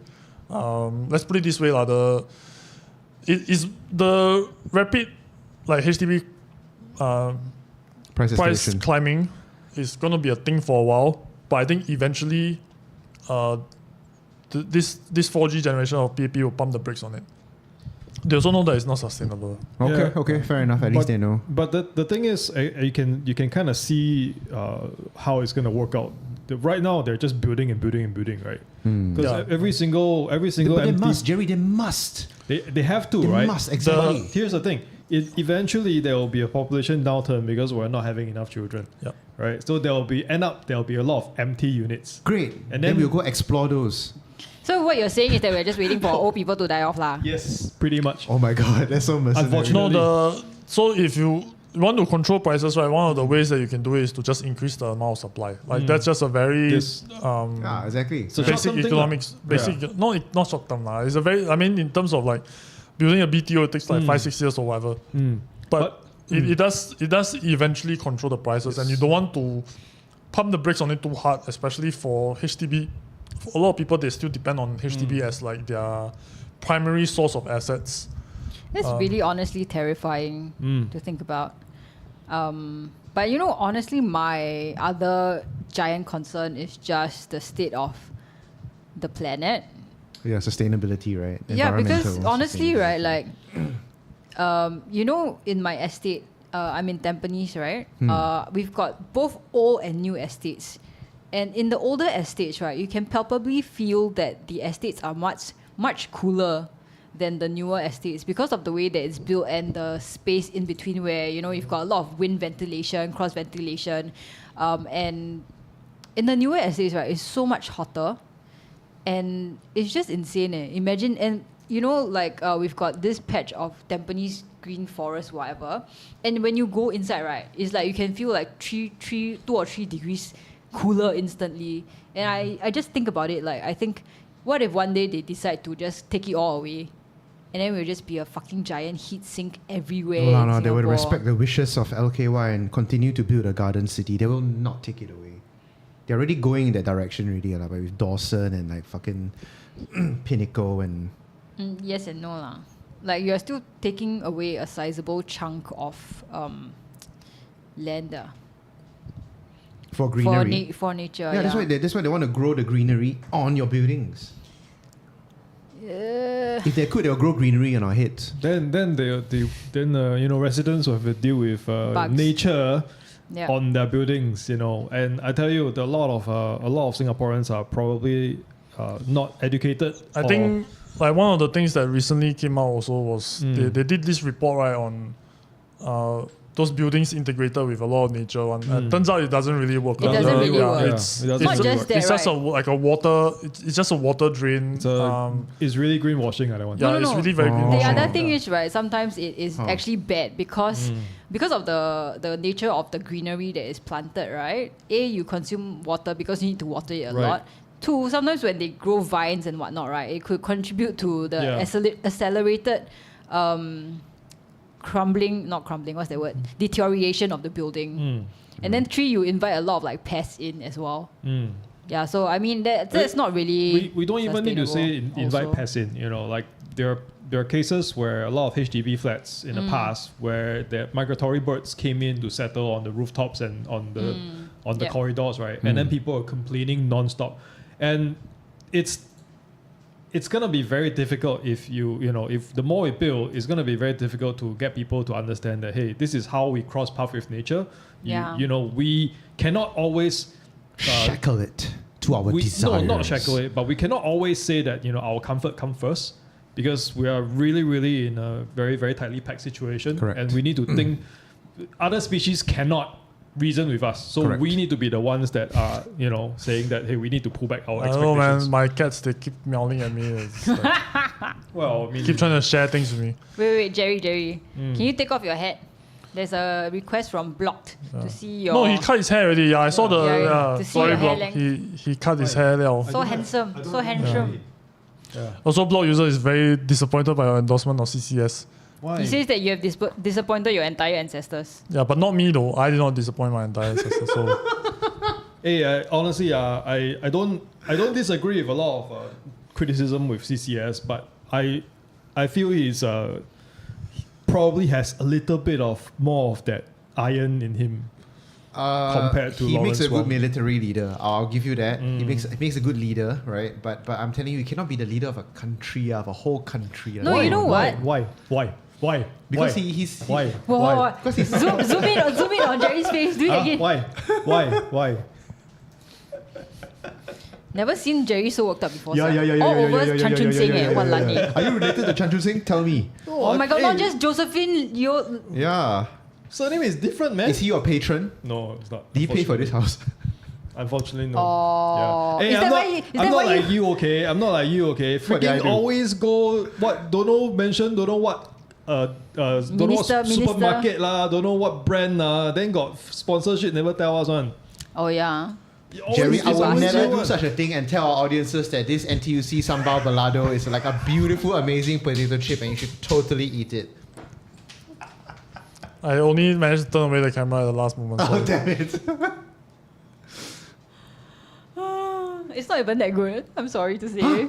What? You don't like it? It's not bad. I It's don't not really bad. like. I don't really like the sambal balado one. It's not bad. I feel like it's a bit too sweet.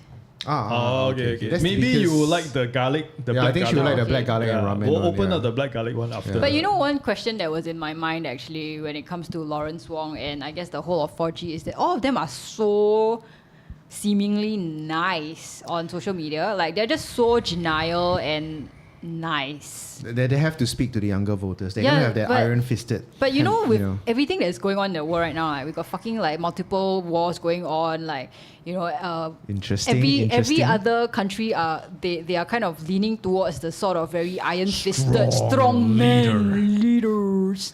And then like we got this guy who's like on TikTok strumming his guitar. I'm a bit worried, you know.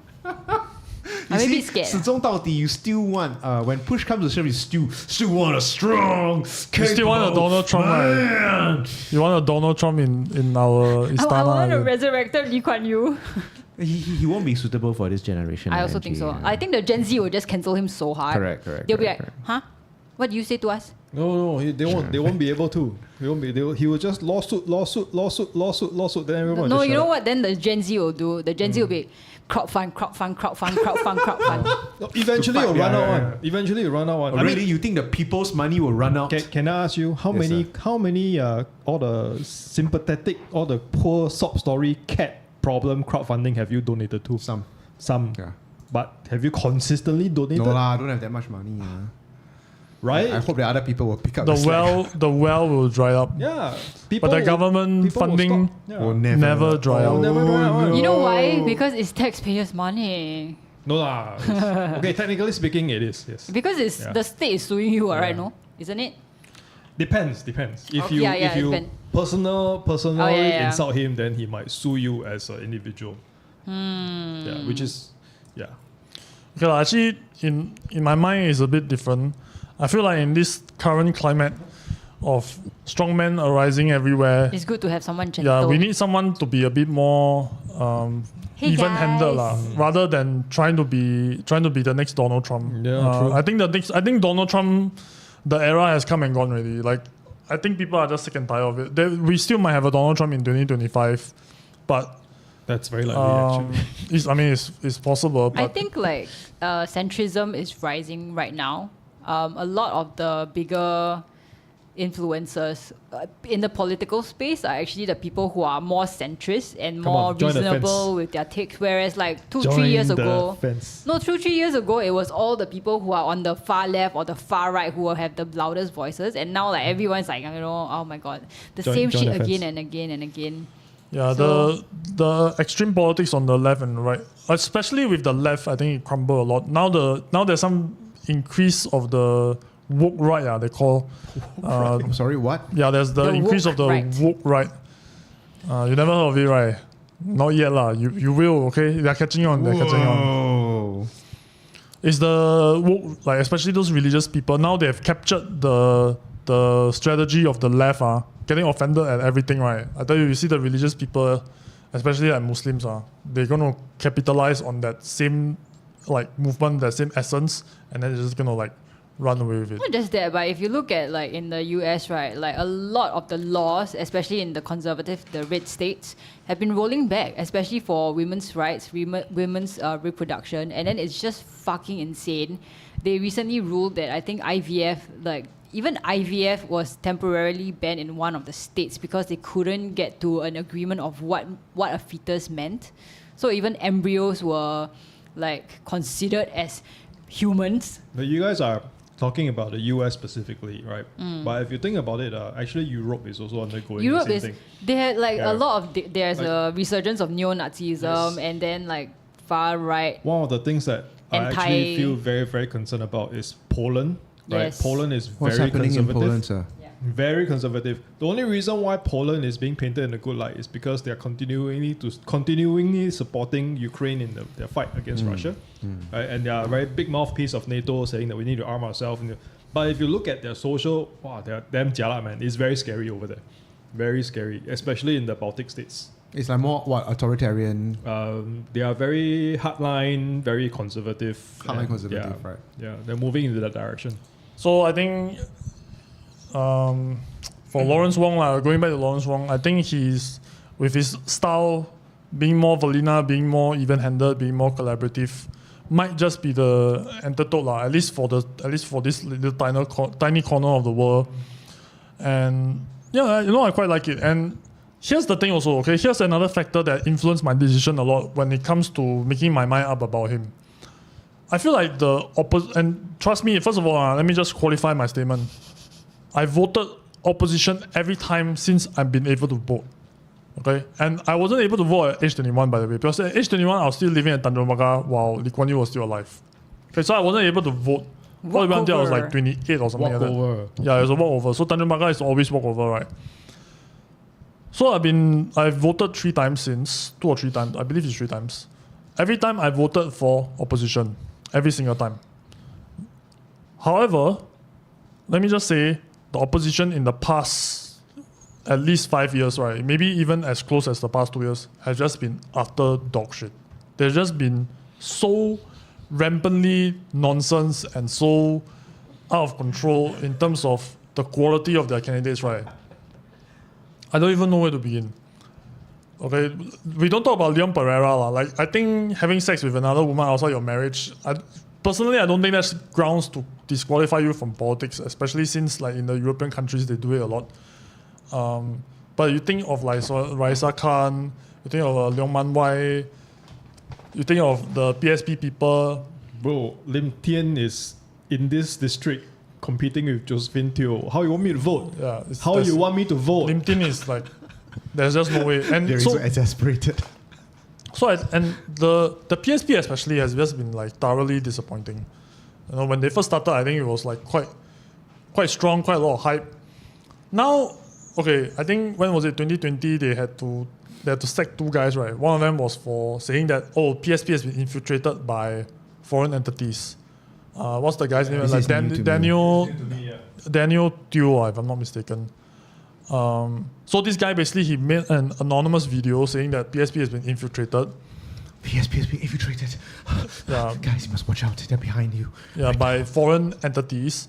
Then after that, he go and admit to Tan Cheng Bock that he was the one who made the video. Then after that, he kinda expelled from the party.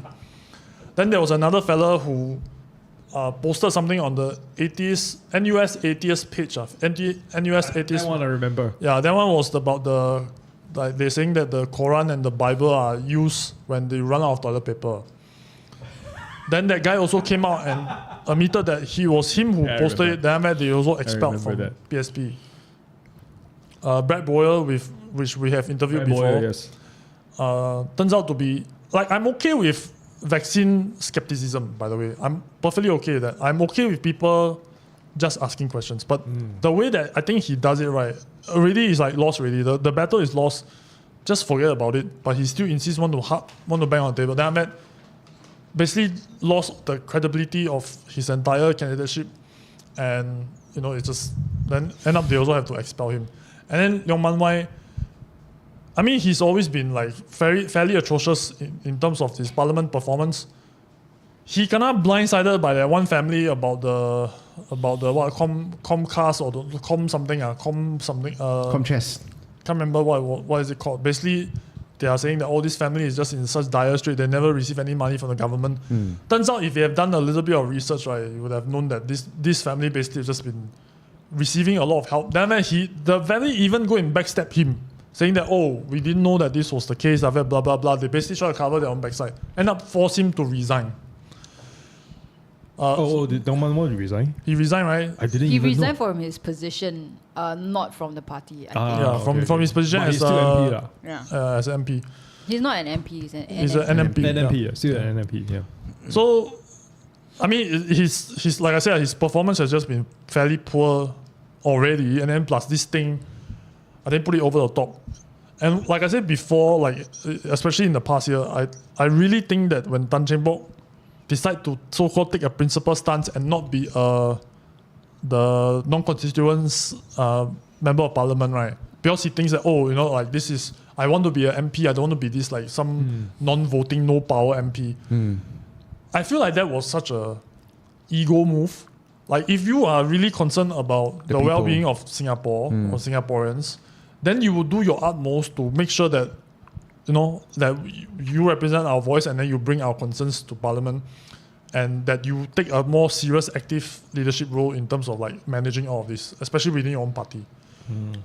I don't agree with that actually, because he is so already. Like I look at him, right? I don't even dare to say that the guy might survive until the next election. But that's a double-edged sword, right? If you say that he's old already, that means he's not qualified to be in Parliament. Then just step down. Then just remove the PSP altogether. Yeah, but he was contesting as a GRC, right? Like he wasn't contesting as an SMC. So like, I think like logically, right, and especially, and this is the problem that a lot of people like to bitch about, like the political parties, is that they don't groom their successors. So I think like the entirely logical thing is to get people, let them have experience in Parliament, and groom them to be your takeover. And if they are good, right, like people will vote for them immediately the next round. But like, just unfortunately, like, Leong Man Wai's performance has been not amazing in Parliament. There's only like one person in the whole PSP that I can respect, which is Hazel Pua. That's it. Like there's no one else. Hazel has been like doing very well. I think she's like, she doesn't like score the W, or she's not like getting dubs she's all just the time. the lady who is just going straight. She doesn't look left, she doesn't look right, she just goes for the goal. Yeah. And that's what I really like about her. Maybe you should get her on this podcast. I'll be like, hi Hazel, I'm a fangirl. Okay. So with the exception of Hazel, right, everyone else in the PSP is just. No, I think PSP needs to brush up on pushing new talent forward. I think they have potential. It's one of those yeah. catch-22s, right? Like, correct. we go to a nasi lemak stall because it's fresh. Why is it fresh? Because people go there. You know what I mean? Correct. So it's the same thing here. Like, I mean, people might not want to join the PSP because of all these things that are happening, and if they don't get new blood, and then it gets worse, and it's a downward spiral. And honestly, like, being an MP is not a walk in the park. I think having experience is a very, very good thing. Like, for example, Hazel Pua, right? You remember her first year to what she is right now. The way that she speaks, the way that she crafts her argument in Parliament, it has changed quite a bit, and she's improved a lot. And if Leong Man Wai had managed to follow that trajectory, I think that would have been a very good thing, which is why I think we should finally give SDP a chance this fucking That's why I was asking you if I don't do the mothership stuff, how do I become a polling agent? And I was asking you before I was cut off by John, if I was a polling agent, why can't I ask people to shut up? Because I'm a polling agent. You're technically not. I'm elected. To No, serve you're the not. people. What the shit? No, elected shit lah. What the Nobody fuck? elected you to be a polling agent. I want to be a polling agent and tell people to shut up. I didn't really tell anybody to shut up. Okay, so what did you do? I just guided people. Okay, I could do that. I can guide people to the toilet. And I was basically just there to observe, to make sure that no hanky-panky went on. Yeah, I could do nothing that. weird went on. And that's it. And I was there to keep a very, very close eye on the box to make sure that nothing weird was going on I with the could box. do that. I could do that. It's all within my range of. Yeah, of but technically as a polling agent, I don't think you're really supposed to talk to anybody. okay, I could do that Because too. they don't want you to influence the voting. Exactly. But then you should want to not tell be- people to shut up. Yeah, but I do want to tell people to shut up. No. You can't be a polling agent. No, it's very important because I You must know what you protect can do? the You know what you can fairness do? of this There's election. also the other thing that you can volunteer for, Yes. which is the counting agent. So when Oh. when the votes come in, right, they need to be at the community center or the school. I don't to even vote. trust I'm Dan Wong not to so count his fucking sure if fingers. I I'm not can. going to make sure. I you I'm don't not so think- sure if I'm the right I person don't for think that he's job though. supposed to count. He's the one that go fight if there's a dispute. I don't think I want to send Dan Wong in any fights. No, isn't that the counting agent? The counting agent. I mean, is only if there's a dispute, lah. if there's a dispute, then each party will have their own counting agent, right? But I don't think they will send Dan Wong, lah, to be honest. Okay, Angie, I might not be very good in a physical fight, but I'm very good in a verbal fight. Sure. Yeah, I can oi, oi. See? You think they are See? dogs, or cats? Huh? You think they are dogs? But when let's say there's some hiatus going on at the Uh-huh. counting booth, right? Yeah. I can do that. Okay. Don't you want a person that can do that on your side? No, I do not. No, I will Please get them stop. to stop. Please stop that one. Just it's not working. As you can see, it is not working. I switched the camera off from you onto me. I'm the pure focus now. Okay. But I just want to say, now I tell you to shut up. I just want to say, right, if anybody is interested in volunteering as a polling agent or a counting agent, right, get your dibs on the counting agent because everybody wants to be the counting agent. Because Why? because everyone wants to know the results, ma. So when you're counting, right, you kind of roughly know how it's going, so you don't have to wait until the end of the day to see who won.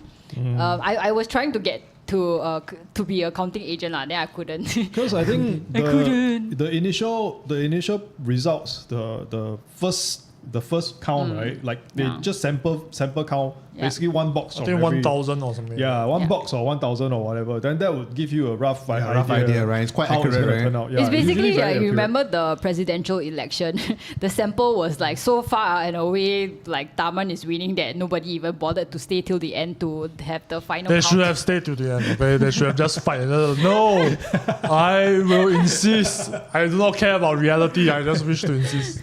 It's that very fast last 30 minutes will change everything. Because we had a box of a few 100 million Dunkin' Lian votes. No. Yeah, but yeah.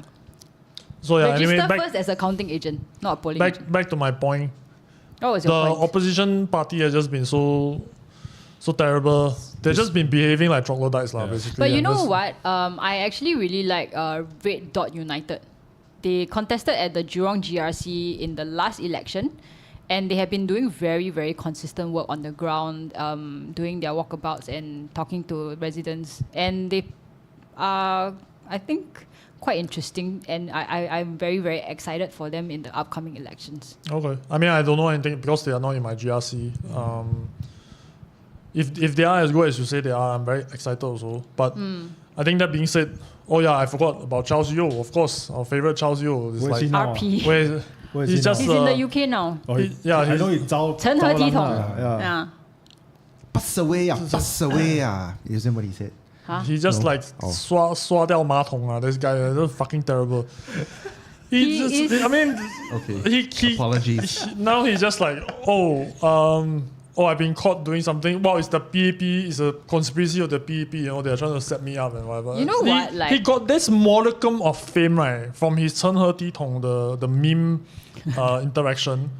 And what did he do with that modicum of fame? Sell locks. No, he talked about video games and his girlfriend. Yeah, I remember this. Back me up on this one. He was streaming his video games, right? He was streaming LOL, is it? I don't know what he was streaming. I don't know, but I remember he had a lot of like screenshots of his game, and I don't know what was going on. But you know what? I kind of do admire him. He's currently like a political refugee in the UK now, I think. And then almost every day, he still posts about like all the going on in Singapore, and then talking about like all the injustice and like the tyranny of the PAP regime and stuff. I mean, I've got to give it to this guy, lah. You know, he's gone Right. On which platform do I follow him? On Instagram. Okay. Is it so easy to get political asylum in UK? I also want to go. I thought I follow him already. Why am I not getting his updates? First, you need to like fuck up your entire life here to the point where like the government actually does go after you and it's proven. And before you can get political asylum. Yeah. So his political asylum status, refugee status has not been approved yet, right? I'm actually not very sure about what is going on, but I do know that he's there. Just don't be the next Amos E. Go there, start molesting little kids. Okay, that's all I want. I don't think he is lah. Like I think. He does at least have like a modicum of respect for him. And the fact that he goes at it and he's so like, every day just post. Okay, good for him. I think in UK, or rather, I think in Australia, you still need a visa, right, or something. But I think in the UK, due to the Commonwealth nation status, you can stay there for longer. Possible, yeah. We were part of the crown. Yeah, because I mean, in other Commonwealth countries, they still have their prevailing laws regarding visa. But UK is the seat of the Commonwealth, so they cannot deny their own Commonwealth citizens. I think like Rishi Sunak is going to clamp down really hard on like immigrants and refugees. I think like he's trying to do this thing where he ships all of them to Somalia or something. Rwanda. Oh, is it Rwanda? Yeah, Rwanda, and then like not Australia. No, so once you get shipped there, right, and you get, I think if you don't get accepted, then you can never ever apply. Within the UK. It's like what they call, I remember there's a term for it. Basically, as of right now, what's happening is when you submit an application to be some sort of like asylum seeker or refugee, you are still allowed inside the UK. And then what tends to happen is they cannot hold them indefinitely in one camp, and your hearing might take like several years before it. Then after that, they have no choice, cannot hold them. Then after that, they will just disappear into the wild. After that, you can't get them back. So what they do now is, okay, you want to apply, we ship you to Rwanda first. You will wait there. Okay, you have a special facility there, and because it's in Rwanda, right? They make a special deal with the government, and then they say, you go and house all these people. We'll give you the money. Okay, you just make sure that they are kept there. Then if they disappear, this will become your problem. Then of course the Rwanda government, with their excellent track record of human rights, okay, are just going to be like, oh, hunky-dory, everything is perfect. All these refugees, they are never going to escape. They're just going to be, everything's going to be perfect. You know, the very interesting thing that I've been noticing for the past couple years about the refugee problem, right, is that it's always been painted as a white people are racist towards brown people problem. But now we are seeing a lot of countries that are, for example, hosting people of relatively similar cultural backgrounds, right? Also having similar problems. Like, for example, Aceh with the Myanmar refugees, the Rohingya refugees, they're also having problems with them. And then I think I was seeing quite a few reports of the hosts of Ukrainian refugees also starting to have issues with the Ukrainian refugees, even though they are white. And they were first very warmly welcomed by the white people in Europe when the war first started. So I think like it's generally like the refugee problem is really just now a giant refugee problem. This has been known forever, by the way. That's why Singapore has a no refugee policy, which I'm 100% in agreement with. Okay, like refugees are just endless source of problems. It's just so difficult. Don't even talk about housing, jobs or whatever. Just talk about the cultural differences alone can create so much social discord and so much tension between the various groups. And the funny thing is, only white people country will accept any amount of refugees. This is like quite universal fact.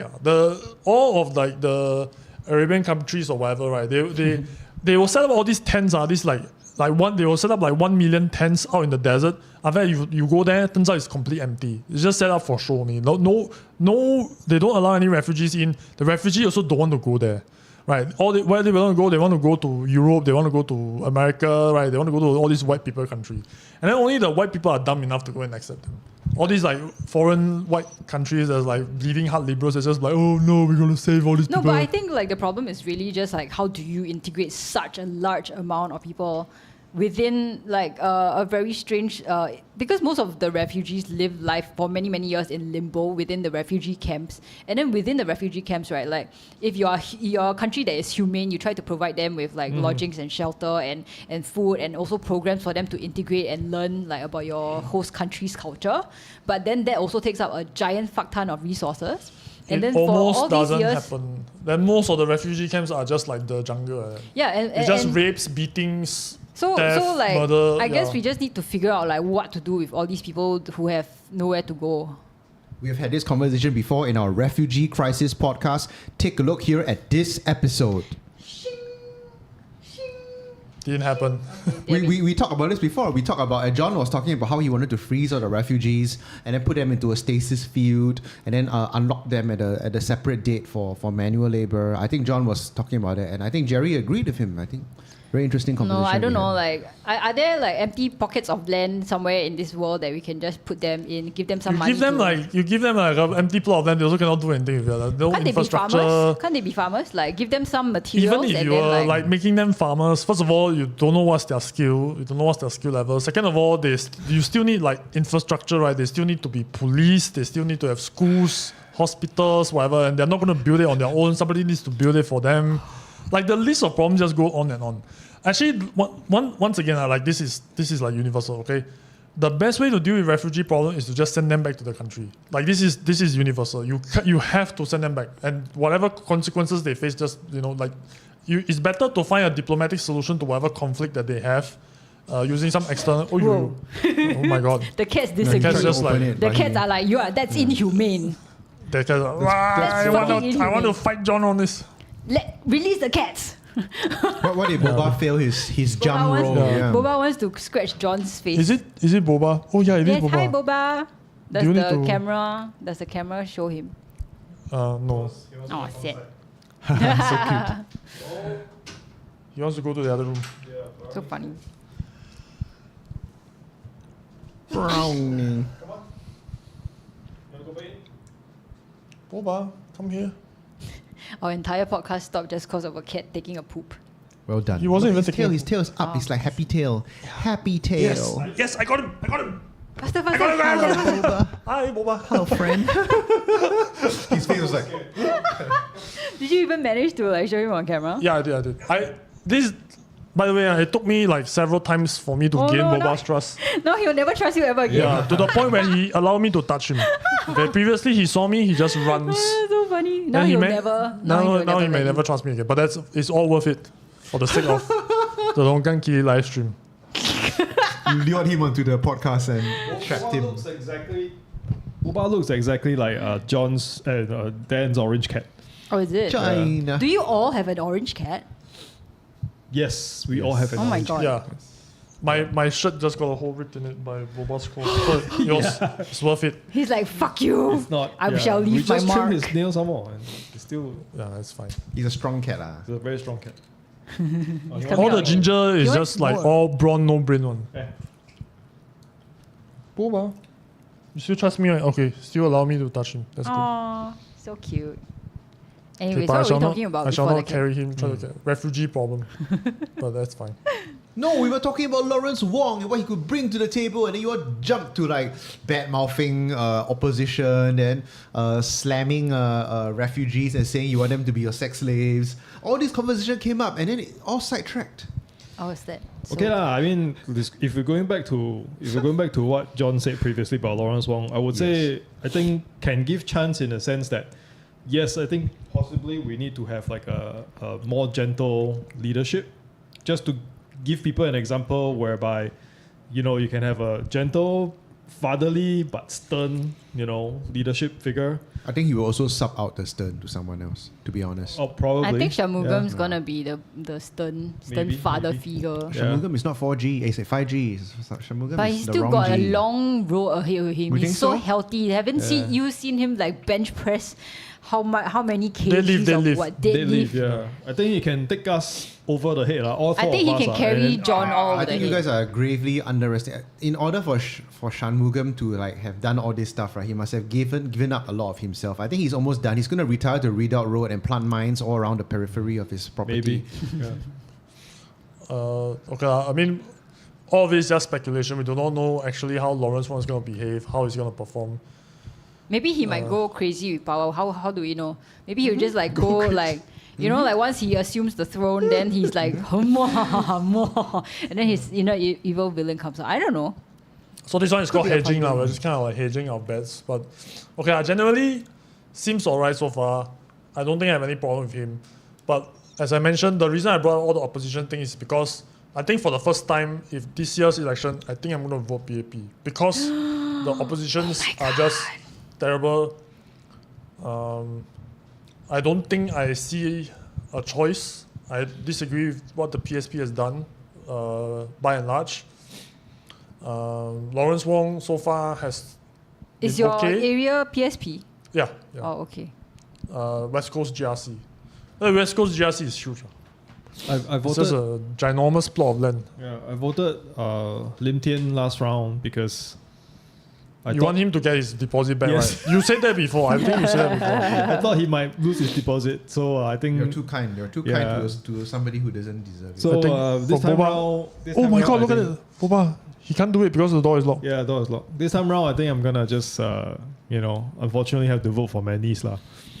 Yes. Oh my Just god, continue. you're like fucking turncoats. I hope the STP comes to contest up north. But if they don't, then I have hope- no choice but to vote for PAP. I hope Bukit Panjang and Bukit Batok is still like SMCs instead of being like absorbed into all the other GRCs because they did really, really well in the last elections, and I'm This very, means that very. the boundaries will be redrawn. Because they did Definitely, very, very well. yeah. Because they I'm did just very well. holding out the hope that Yeah. it's not gonna be like fucking gerrymandering all the way. Oh, it's definitely gonna be. Gerrymandering. Gerrymandering. Hey, it starts with G, okay, not J. Okay? But it sounds the same though. It's like, is it GIF or is it GIF? It's GIF. You are Jerry the man, so you are. Yeah. Never Are mind. you Jerry or Gary?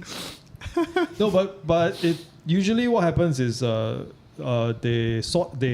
gerrymander for SMC to come out, right? Is to test the population.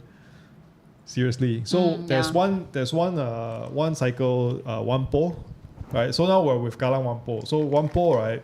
They partition it out to SMC. Is Heng Ji Hao is a representative for one po. So when that happened, right? I think that year they got like. That was one of the worst years for PAP, but Wampo retained like maybe almost 70%, like 68%, 69%. And then they just instantly, after that, we know it's a stronghold. They instantly brought it back to Jalan Besar.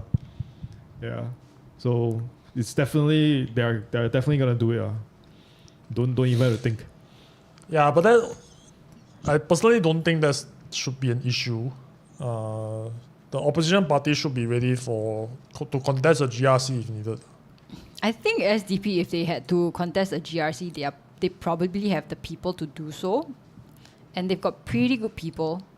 I am worried about. I'm actually very interested to see how like Jurong GRC does, because they've lost Tarman. I mean, RDU is not a very well-known party, but.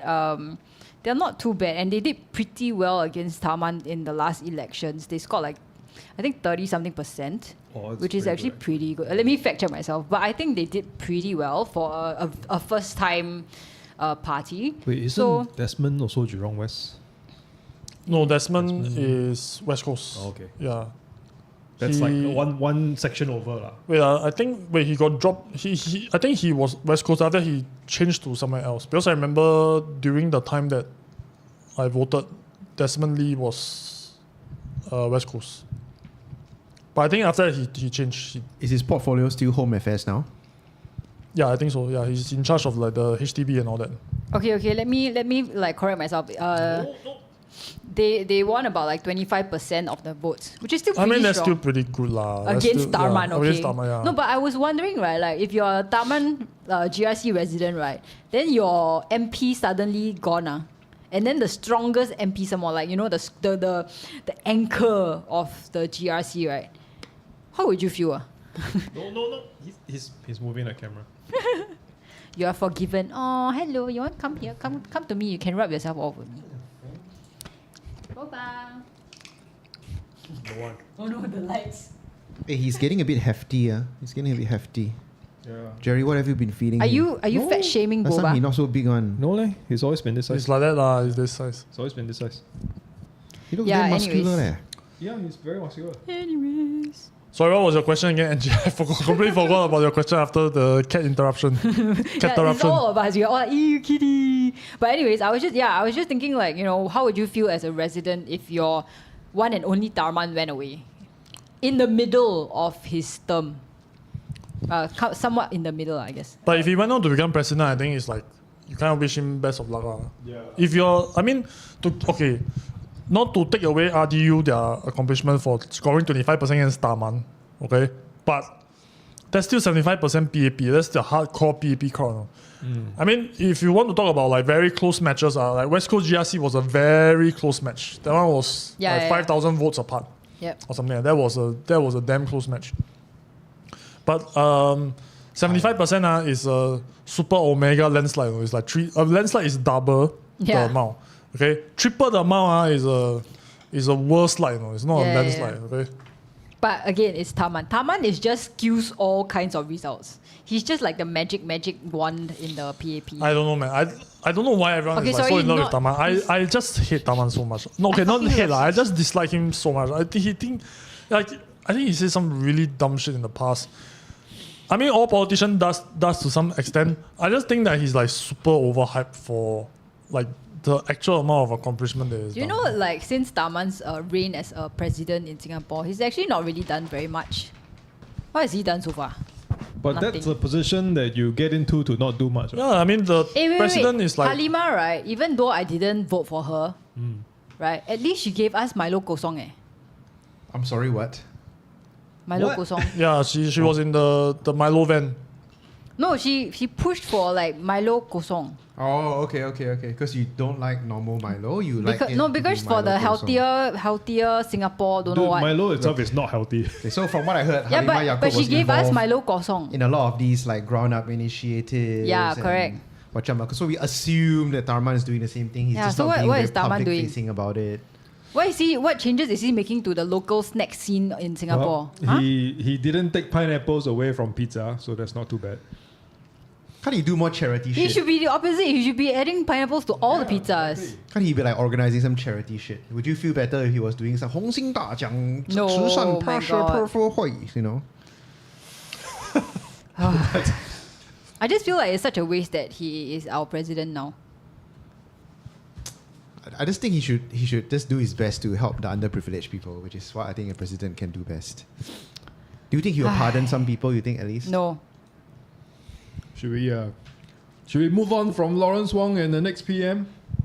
Where do you want to move to, What's our Jerry? next topic? Which hallowed grounds do you Wake want up to talk about? Singapore! Admin charged with defamation for allegations over KKH miscarriage in online article. So basically, Arifin Shah, he is the administrator and I think founder, if I'm not wrong, of Wake Up Singapore, the very infamous and notorious alternative news site, I guess. Is that what we call them? Alternative news site. Oh, is that the reason why I don't see so many of their posts anymore? I mean, they're still No, They're posting. still they're still posting. posting. They're Yeah, I just still got a post posting. yesterday. Yeah, but anyways, on his charge sheet, it states that he defamed KKH on the 23rd of March in 2022 by publishing an imputation concerning KKH with the article. The baby is probably dead. Women shares a harrowing account of her miscarriage at KKH A&E on Wake Up Singapore website. So I just want to say, right, that this is what happened when you are just rabidly anti-PAP to the point where you even implicate KKH into the whole system. And then it's just like, oh, if it's part of the establishment, it must be government, and if it's government, it must be bad. So this is like he's just such a rabid bias. I won't even call him a journalist. He's just like an ambulance chaser. You know, he really is trying to like going from one spot of the internet to the other spot, looking for disasters to cover, and then later he will. And the thing that bugs me the most, right, is he always have this like, oh, I'm going to leave this thread hanging type of vibe. So he'll post something. Is Singapore supposed to? Is this Singapore's way of stopping Israel's genocide? Like he will always do something like that, leaving the thread hanging, like as if it's a very clever thing to do, and it just drives me up the fucking wall. I mean, I literally read Wake Up Singapore as a rage bait. If I want to enrage myself, I'll read Wake Up Singapore. I'll look for stuff that he has written so that I will just. You quickly go and go to Wake Up Singapore, then go and scroll through you. Yeah, I just get really, really mad at every single one, basically every single one of his coverage. It's just. Anyways, basically, right, like after they published, it was found out that it was not true, and then so Wake Up Singapore apologized for publishing it, and then it took down all the articles, I think. Okay, so and what's the issue? They published the apologies as well on on all its platforms, and they gave a statement that said that we may have realized that her call logs, her invoices, and her correspondence may all have been doctored. So I think they also got a POFMA notice, and then of course they did whatever they needed to do. Sorry, what's he going to court for? If he was POFMA, defamation. Defamation relating to KKH. Yeah, KKH. Right. So it's KKH that's doing the suing, is it? Yeah. Oh, okay. But I mean, to give it to them, like they've broken some like of the bigger news stories in the past that we would never have known. For example, like how SPH was massaging its numbers and stuff like that. And I think like with the alternative news sources, there is that sort of, and not just alternative, but with news sources in general, especially now, there's such an urgency to share and be the first to share the news and get all the clicks, that I think a lot of people just don't do enough, what's that called? Research beforehand and verification. Even okay, you all take over. No, but okay, it's one thing to say that okay, I'm going to kind of jump the gun a little bit and break on the news story. But if KKH is leveling a defamation case, right, means that you have willfully said something wrongful or malicious onto your platform that could have been avoided if you just done that little bit of extra. So, I mean, this is something that they need to prove in court that Wake Up Singapore could not have known that like the thing was doctored or whatever. So, John, in this case, right, the POFMA correction, doesn't it help Arifin Shah rather than hurt? Because that's the literal playground example of, okay lah, 我错了, okay lah, 你厉害啦.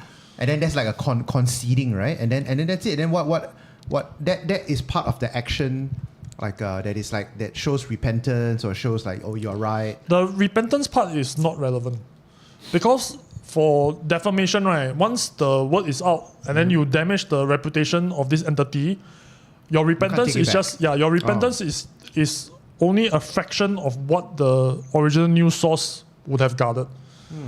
And so I think like okay, for all instances of like let's say online I wouldn't call it defamation, let's say like misspoken words okay, for whatever reasons, you can always like you should apologize and you should say okay, like I've said this something wrong. But what defamation specifically is another level already. Like you are being malicious in your treatment towards this piece of information. And I think this is where kind of like the rubber meets the road Like I don't know what went on, but is it possible, like for example, I'm just giving an example, okay? I'm not saying like did the Wake Up Singapore guy, did he, for example, attempt to contact KKH for comment?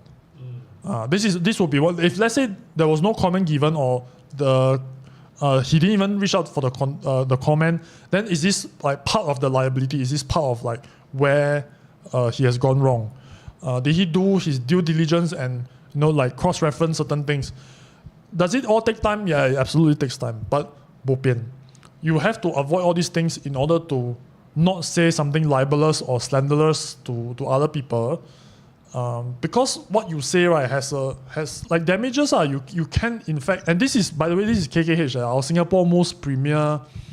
Is that the only one? The pediatric women's hospital. Yeah, it's a pediatric and women's hospital.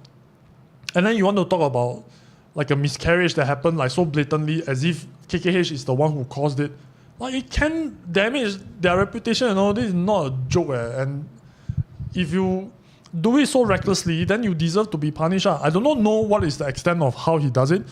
But I can tell you from the pattern of behavior, when this guy just goes and like just shit on everything that's like, he's just an anti-establishment guy. Okay, this is first and foremost. He's just an anti-establishment guy. He's just like shitting on everything establishment-wise. Then eventually you're going to bound to meet into a brick wall that can fight back, that can sue you for defamation. So this is a warning out to everyone else out there. Just because you hate something, the PAP for example, or the establishment, doesn't mean that everything that they do is wrong. You still have to do your basic due diligence.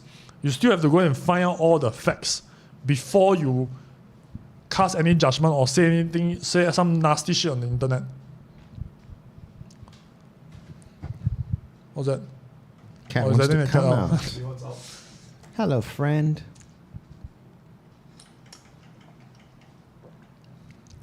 I was just thinking of this fictional scenario. It was actually a little bit from Grey's Anatomy, where like imagine Arifin Shah is walking down the street together with the lawyer that is persecuting him in the future court documents, and then a construction vehicle overturns, and then a giant metal rod flies out of the accident and impales the both of them, so they are stuck together onto one rod. So what happens is that they'll rush into KKH. So now they're in KKH, and then the They wouldn't go to conundrum is- KKH, okay? It's a woman's... No, it's the nearest hospital. They don't go by nearest hospital. They're totally going to the nearest. Then KKH, because maybe the doctor who can specialize in impalements is like there for a visit, giving a lecture. So they're both there. Having sex with a woman doesn't count as impalement. What? You're not You say listening to what I'm saying. that there are It's a- doctors specializing in impalement. I know you need to penetrate a woman to get her pregnant, but No, that's it's not that, you know impalement. those impalement cases where like a metal rod or an arrow or something goes through your body. So the thing is that, right, once it goes through your body and you are still alive, right, removing it in a particular way, like pulling yourself out, the person who moves first, the person who dies first. So right now, right, you've got Arifin Shah and you've got the lawyer that's persecuting him in KKH, both with the rod penetrated through them. The person who moves first dies first, and you really have to be the one to like convince the other person that, okay, you should sacrifice yourself for me. And then you can try to fight it out. So let's say, John, right, you're impaled with Jerry, right? Jerry can try to push you away so that you move and then you die. You know what I mean? So that they can remove the rod safely for Jerry. This hypothetical is not taking root. It's a terrible hypothetical. I mean, why would you ever want to do any other option than to save yourself? Because when you are like stuck together on a stick, right? Like you become like blood brothers. Is this like a human centipede sort of situation? It's a human, It's a human lock situation. human lock. Human. Anyways, I just wanted to ask, like, according to that article that I just read, right? So, like, meaning that there were doctored evidence, right? Like invoices and whatnot. Why is the woman not charged also? Why is it only Arifin Shah? Because the woman doesn't have a platform. Can you move your mic away? Because the woman doesn't have a platform. I would guess that the platform comes mainly from Wake Up Singapore. But isn't it also intent to smear? So the defamation, right? Okay, I don't know about Singapore. My understanding is The publisher kena, is it? usually publishers have some immunity. I don't know. Okay, so freedom of the press, right, usually involve a publisher being able to have some leeway in terms of what they can say, what they cannot say. But they must always have the plausible deniability, which is why, things like, for example, Dan Wong was alleged to be, being penetrated Alleged. by a yeah. So they need to have plausible deniability. You can have crazy people talking about whatever. And by the way, even if they sue the woman is not going to have anything to give up. And I think if they sue the woman, it's also like optically very bad because she did suffer miscarriage. Ablation, right. And also, how did she doctor it? Do you think she used Photoshop? I have no idea. I mean, it's possible. I didn't follow the entire saga, and I didn't see any of it while it was before it got taken down, basically. I follow parts of it, and actually right off at the start, I was a bit dubious. Usually when a story comes out and then it's just like, oh, everything they do is bad, I'm usually a bit skeptical already. Typically, it doesn't work like that. It's very rare that, oh yeah, I know everything that they do is just like, oh, it just contributes to the miscarriage, whatever. I refrain from having judgment. I was just like, okay, we'll see how it plays out. Someone's going to investigate. Then turns out later that it was all doctored. I didn't know about the Wake Up Singapore getting charged with it. I know that they covered the story, but I didn't realize that they actually kena the POFMA and all that. I did not know about any of that. But I think it came out in the news that basically a lot of the documents were doctored. And then I was just like, yeah, seems like it. This woman sounds like doesn't have all the nuts in the right screws. So she sits down in front of a computer, scans the documents, puts them in, opens it up in Photoshop, double clicks, use the lasso tool, click here, click there. Really? Like, guys, really? Or do you? No, I'm just telling you. You're saying that like as if it's the most incredulous thing ever. When we do it, when I was a designer, I do it on a daily basis. No. But you think about this, right? Not. Yeah, you think about this, right? Like the length that somebody will go to doctor all these documents to submit to a news site. Doesn't that indicate that this person has malicious intent to malign this institution? Like, I mean, it would make sense to me that you would sue her, right? Like, if she really doctored all these documents according to what was being reported. Like, I mean, look, if you wanted to say, okay, I received really bad treatment, and then you want to twist it to say that, oh yeah, like it was because of the doctor, they didn't give me this treatment, they didn't get me that treatment, therefore I got a miscarriage and blah blah blah. That's one thing. That's your side of the story, which could be a very incredibly biased and personal take. But then you go one step further, and then you go and I don't know, Photoshop some documents or something. I think that is like a whole different level, right, of intent to malign. If as they say that there is like Photoshop, but allegedly. But I guess the defamation suit, going back to what John said, possibly the reason why it was leveled at Wake Up Singapore is because the platform is the one that broadcast it, right? And I guess it's also kind of convenient, it's kind of convenient in the sense that that this person did this, and then that platform that's very anti-establishment suddenly get into trouble, I think the thing about Wake Up Singapore is that they are kind of used to publishing very instantly like stories Yes. of and accounts of people alleging something about some other person. So for example, incidents of racism or treatment of migrant workers, whatever, blah blah blah. And this time around, it just turns out that this woman made the allegations against KKH, and then they kena, basically. Okay, so this is the statement by MOH back in 27 March 2022. So they say that it's aware that MOH is aware that Wake Up Singapore has posted allegations across its website about a COVID positive patient who was 20 weeks pregnant who suffered a miscarriage after waiting 4 hours to see a doctor at KKH. So apparently, subsequent investigation by KKH confirmed that the patient has seen a doctor within an hour of her arrival and did not suffer any miscarriage. Okay?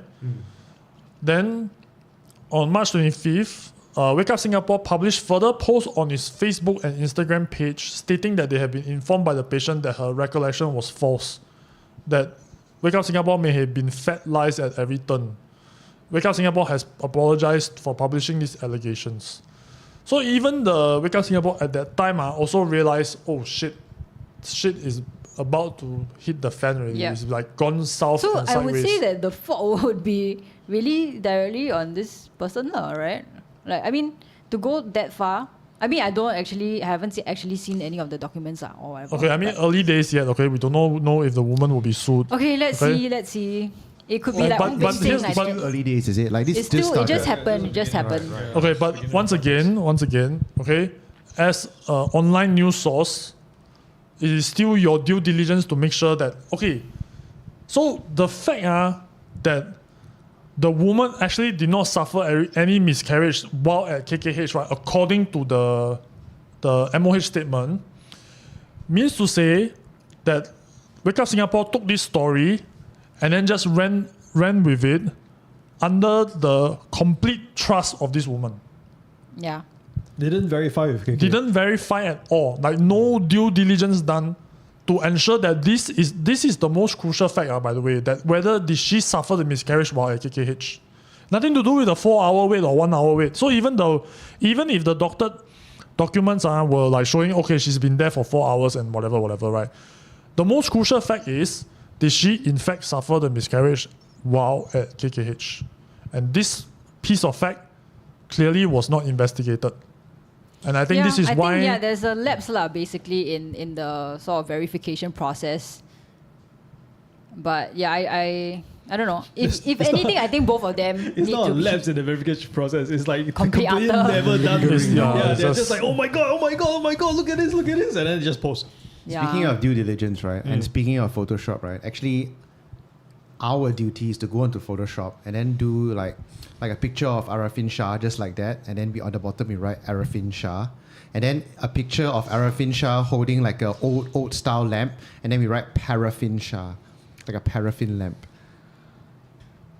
It's like, you know those memes? Then there's just like white words at the bottom. You know, it's like Reese with a spoon and Reese without her spoon. Is that pretty funny? Puff the fuck out of you already, I tell you. Oh, Why you you guys can see looking so Boba, can see Boba. Hello, friend. Yes. Grab him by the neck. What's wrong with you? Okay. Anyway, let's wrap this up. Yeah, I we have a hypothetical. Oh my god. Do it. Okay, this is like the raging, like the mostest, like hottest hypothetical that's firing across the internet right now. Okay, tell us. So basically, right, on TikTok, there was this interview asking girls, Oh, is it the bear and the man? Yes. Oh my god. would you rather be in the woods with a bear or a man? If I was a girl, is it? No, as yourself. And then also as I already have my answer. if you had a daughter, what would your answer be? Man. Okay. Bears are fucking dangerous. Bears are They are fucking not, dangerous. actually. Depending on what species lah. So is there any clarification to the species? No, you don't know. It's like a random bear and a random man. Basically, I throw one stone in the forest, I hit that bear, is that bear. I throw one stone in the street, is that man, is that man. But you are meeting this bear or man in the middle of the woods. So for both me and my daughter, definitely it's man. Okay. Same. Yeah. I'll take my Jerry. chances with the bear. For both? Yeah. Same. The Joe Rogan, I think, went on a show to say something. I don't know whether is it in response to this or did they clip out from an older podcast episode. He was recounting this story of a guy who went out into nature with a microphone to collect nature sounds. Oh, yeah. Okay, so he will just go out Fair enough. and then he fell asleep. Okay, he fell asleep, and then a bear found him and started to eat him alive. While the And it was microphone was recording. And then Jesus. all you had, right, was this like 2 hours of this guy getting eaten alive by the bear. And he was alive the whole time. He was just getting huge chunks taken out from him, right? Just like getting claws dug into the guy. And he's just screaming and moaning and crying for like 2 hours before he finally like succumbed to his injuries.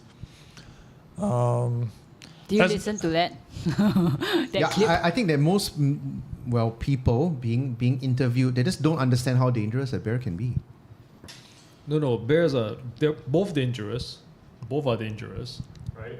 Because in there are situations in, say for example, in North America, in the Appalachian Trail, where you can scare a bear off. Yeah. Right. But okay, hang on. If you're telling me, would you choose between a bear, a man or a cougar? Right. I'll pick the man.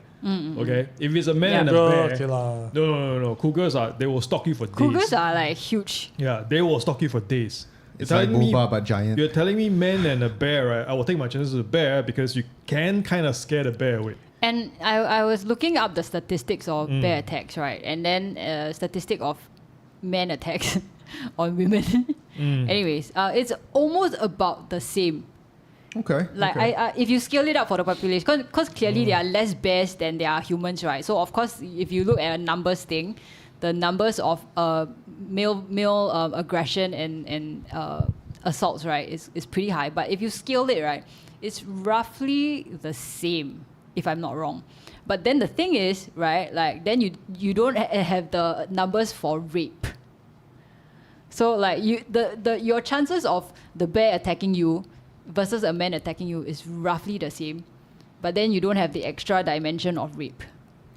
I don't know if getting raped is worse. Of course, you're not worried, John. How fucking big No, are but you? okay. What is the meaningful difference from getting eaten by a bear and getting raped?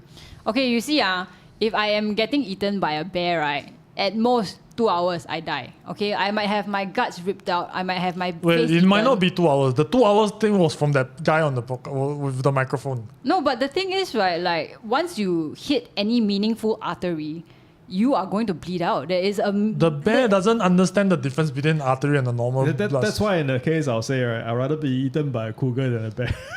Yeah, the cougar will just bite your jugular. Yeah, but you're right. Break your neck. The bear just holds you down and just start biting chunks. But you can, like, I don't know. By the way, angle your neck towards the bear. wait, like, hang on. Come on, eat this shit. By the way, you can actually survive a bear attack.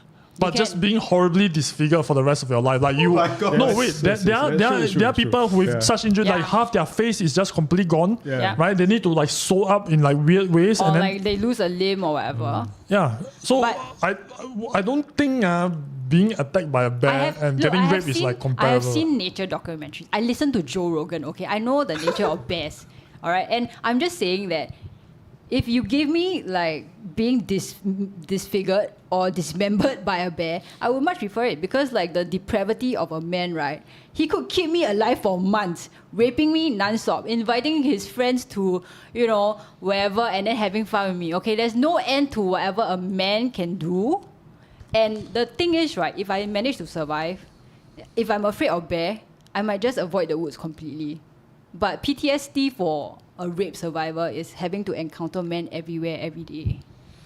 Yeah, Alright. but that's like But that's a very fucking shitty, extreme. like, oh my god, your trauma is so little. No, it's not about your trauma. It is a very extreme example. I'm just And saying. by the way, you're just Like, you're and- more likely to meet a guy who's just like, okay, let's cooperate and let's try to get out of this situation alive, rather than some sadistic motherfucker okay, who's just I'm gonna rape you for months and then get my buddies whom I'm really trapped in a forest. I don't know how to escape this forest, but I just want sex. I just want sex. I just want to get my buddies in here for the ride. It's just like, oh my god, this is the But- best time ever. Wait. There's no like qualification that said we are stuck in the forest. We were just in the forest. Okay, let's say you are in the Appalachian Trail where you're miles from the small towns that are dotting the trail. Right. You're maybe like 3 days that way, 2 days that way, and Oh you're my right God. in the middle. Would you rather be encountering a stranger, another man, or would you rather be encountering a bear? Right? For sure, a stranger, for sure. No, not true. I would do I a can bear. overcome a stranger. I might be able to overcome a stranger. There's I no cannot way I will a bear. overcome a man. So the no thing man. is, it's not that I cannot overcome, but Not that I can overcome a me, bear lah. To me, is I feel there's with a bear I know what is coming. Yes. That is my. It's that's my, predictable. Yeah, but with humans, Yeah. it's like that everywhere. It's In not. every form of Hang on. lawless situation. If you are don't know in- whether the person is malevolent Okay, or see if benevolent. if you're in a Fallout TV show, right? Everyone is out for themselves, right? Yeah. So know that I gotta be on my guard all the time. Yeah. No, right? not just that. But- Like humans can like trick you. They can Yeah, pretend to be exactly. really fucking friendly, and then So- like when you are sleeping, they just.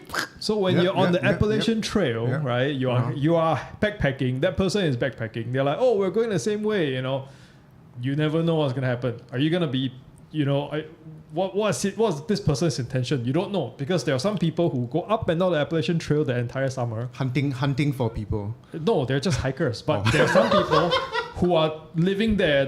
They are known to be, they are known to be vagrants in the I trail got one and more stuff extra like that. question. Yeah. This is like bonus question. Not a tag on though.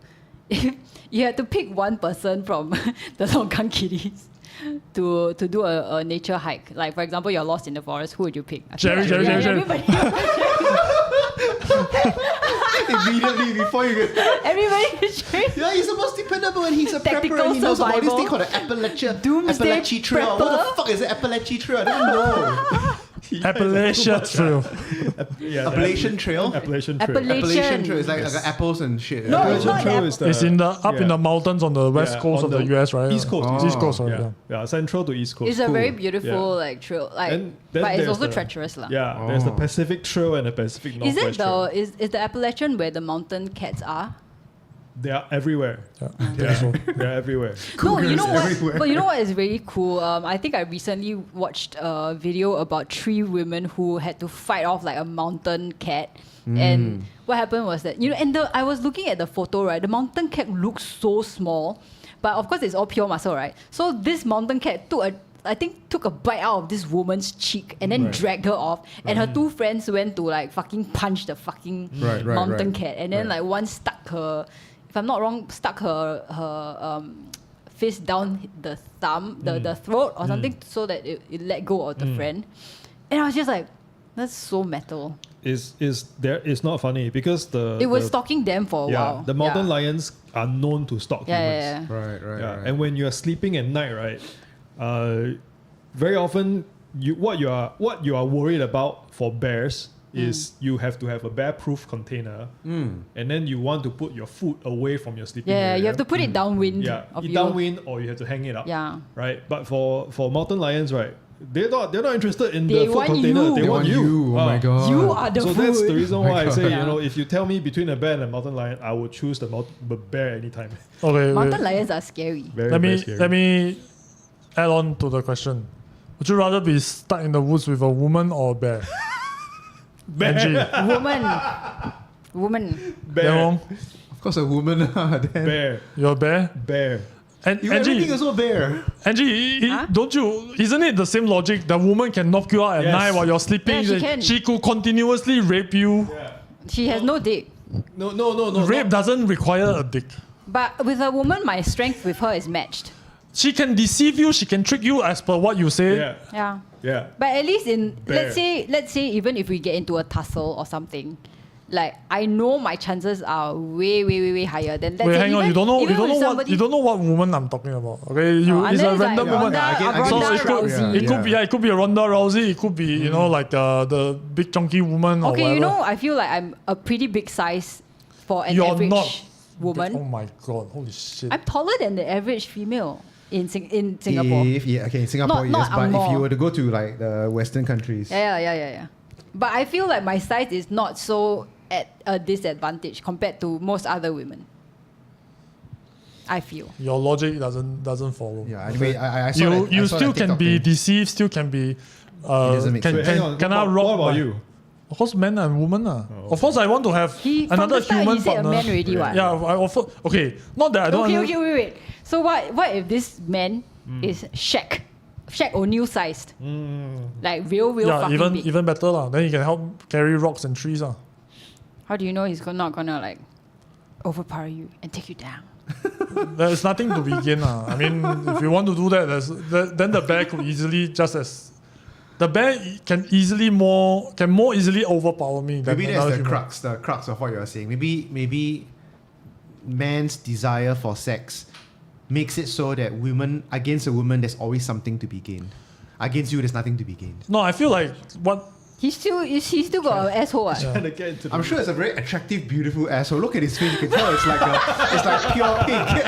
It's not even a hint of brown. It's like this beautiful, sparkling rainbow asshole. I'm sure. Why I'm have sure. you thought and so his much butt about is his like no asshole? hair. It's like smooth. This is my face. Have you seen his leg hair? Have you seen how hairy his legs are? I'm being There's no way that sarcastic. his butthole is smooth. /S. Okay, anyways. You guys are spending way too much time thinking about my butthole. Anyways, let's close this episode. I need to go somewhere. Okay, so with that, let me just take a quick look at the chat. Okay, sad bear meme. Then we only went to the Bukit Batok Trail. Are they? I'd rather meet a man in the woods. At least I know I have a food source. That's an interesting point. Yeah, that's interesting. Yeah.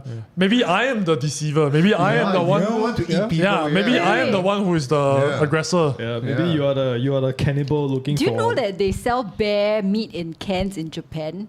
Yeah, in Japan, yes. Yeah. Yeah, it's because so there's cool. a overpopulation of bears. Yeah. The conservation methods are so good that they cannot figure out where to put the extra bears. I know they are cooking bear paws in China for like 7 days. Oh, Yeah. Xiongzhang, right? Yeah. Yeah. I saw a can of bear when I was in Japan, and I was like, half of me is like, do I really want to eat Paddington? But I didn't eat I got it, a friend who went to Japan recently, and he's like, he ordered something he didn't know. It's like, what is this? Is it Alphonsus? No, not Alphonse. Oh, okay. Someone else. So he ordered something, and then he's like, what is this? Then the wait, he didn't know. He just pointed to the menu, right? Then the waiter brought it out. Then after the waiter told him, "Oh, it's whale." He's like, Oh okay. no, okay. yeah, he doesn't. Oh, wanna eat why? it. Yeah. Just I mean, try I told him I would have eaten it, you know. Yeah, Since just the way try we did anyway. Yeah, just Oh, try well. What it. you want to throw away? Yeah. Okay, It's with that, already- that's the end of today's podcast. Thank you very much for listening in. Please like, share, comment, subscribe. Please join our Discord. Okay, find us on all the social media: Instagram, Facebook, TikTok. Yep, and then look for us there. Join our Discord. The Discord is amazing. It's always funny, always happening. And that shall be it. So we shall see you next time. Bye. Bye, guys. Bye. Thank you.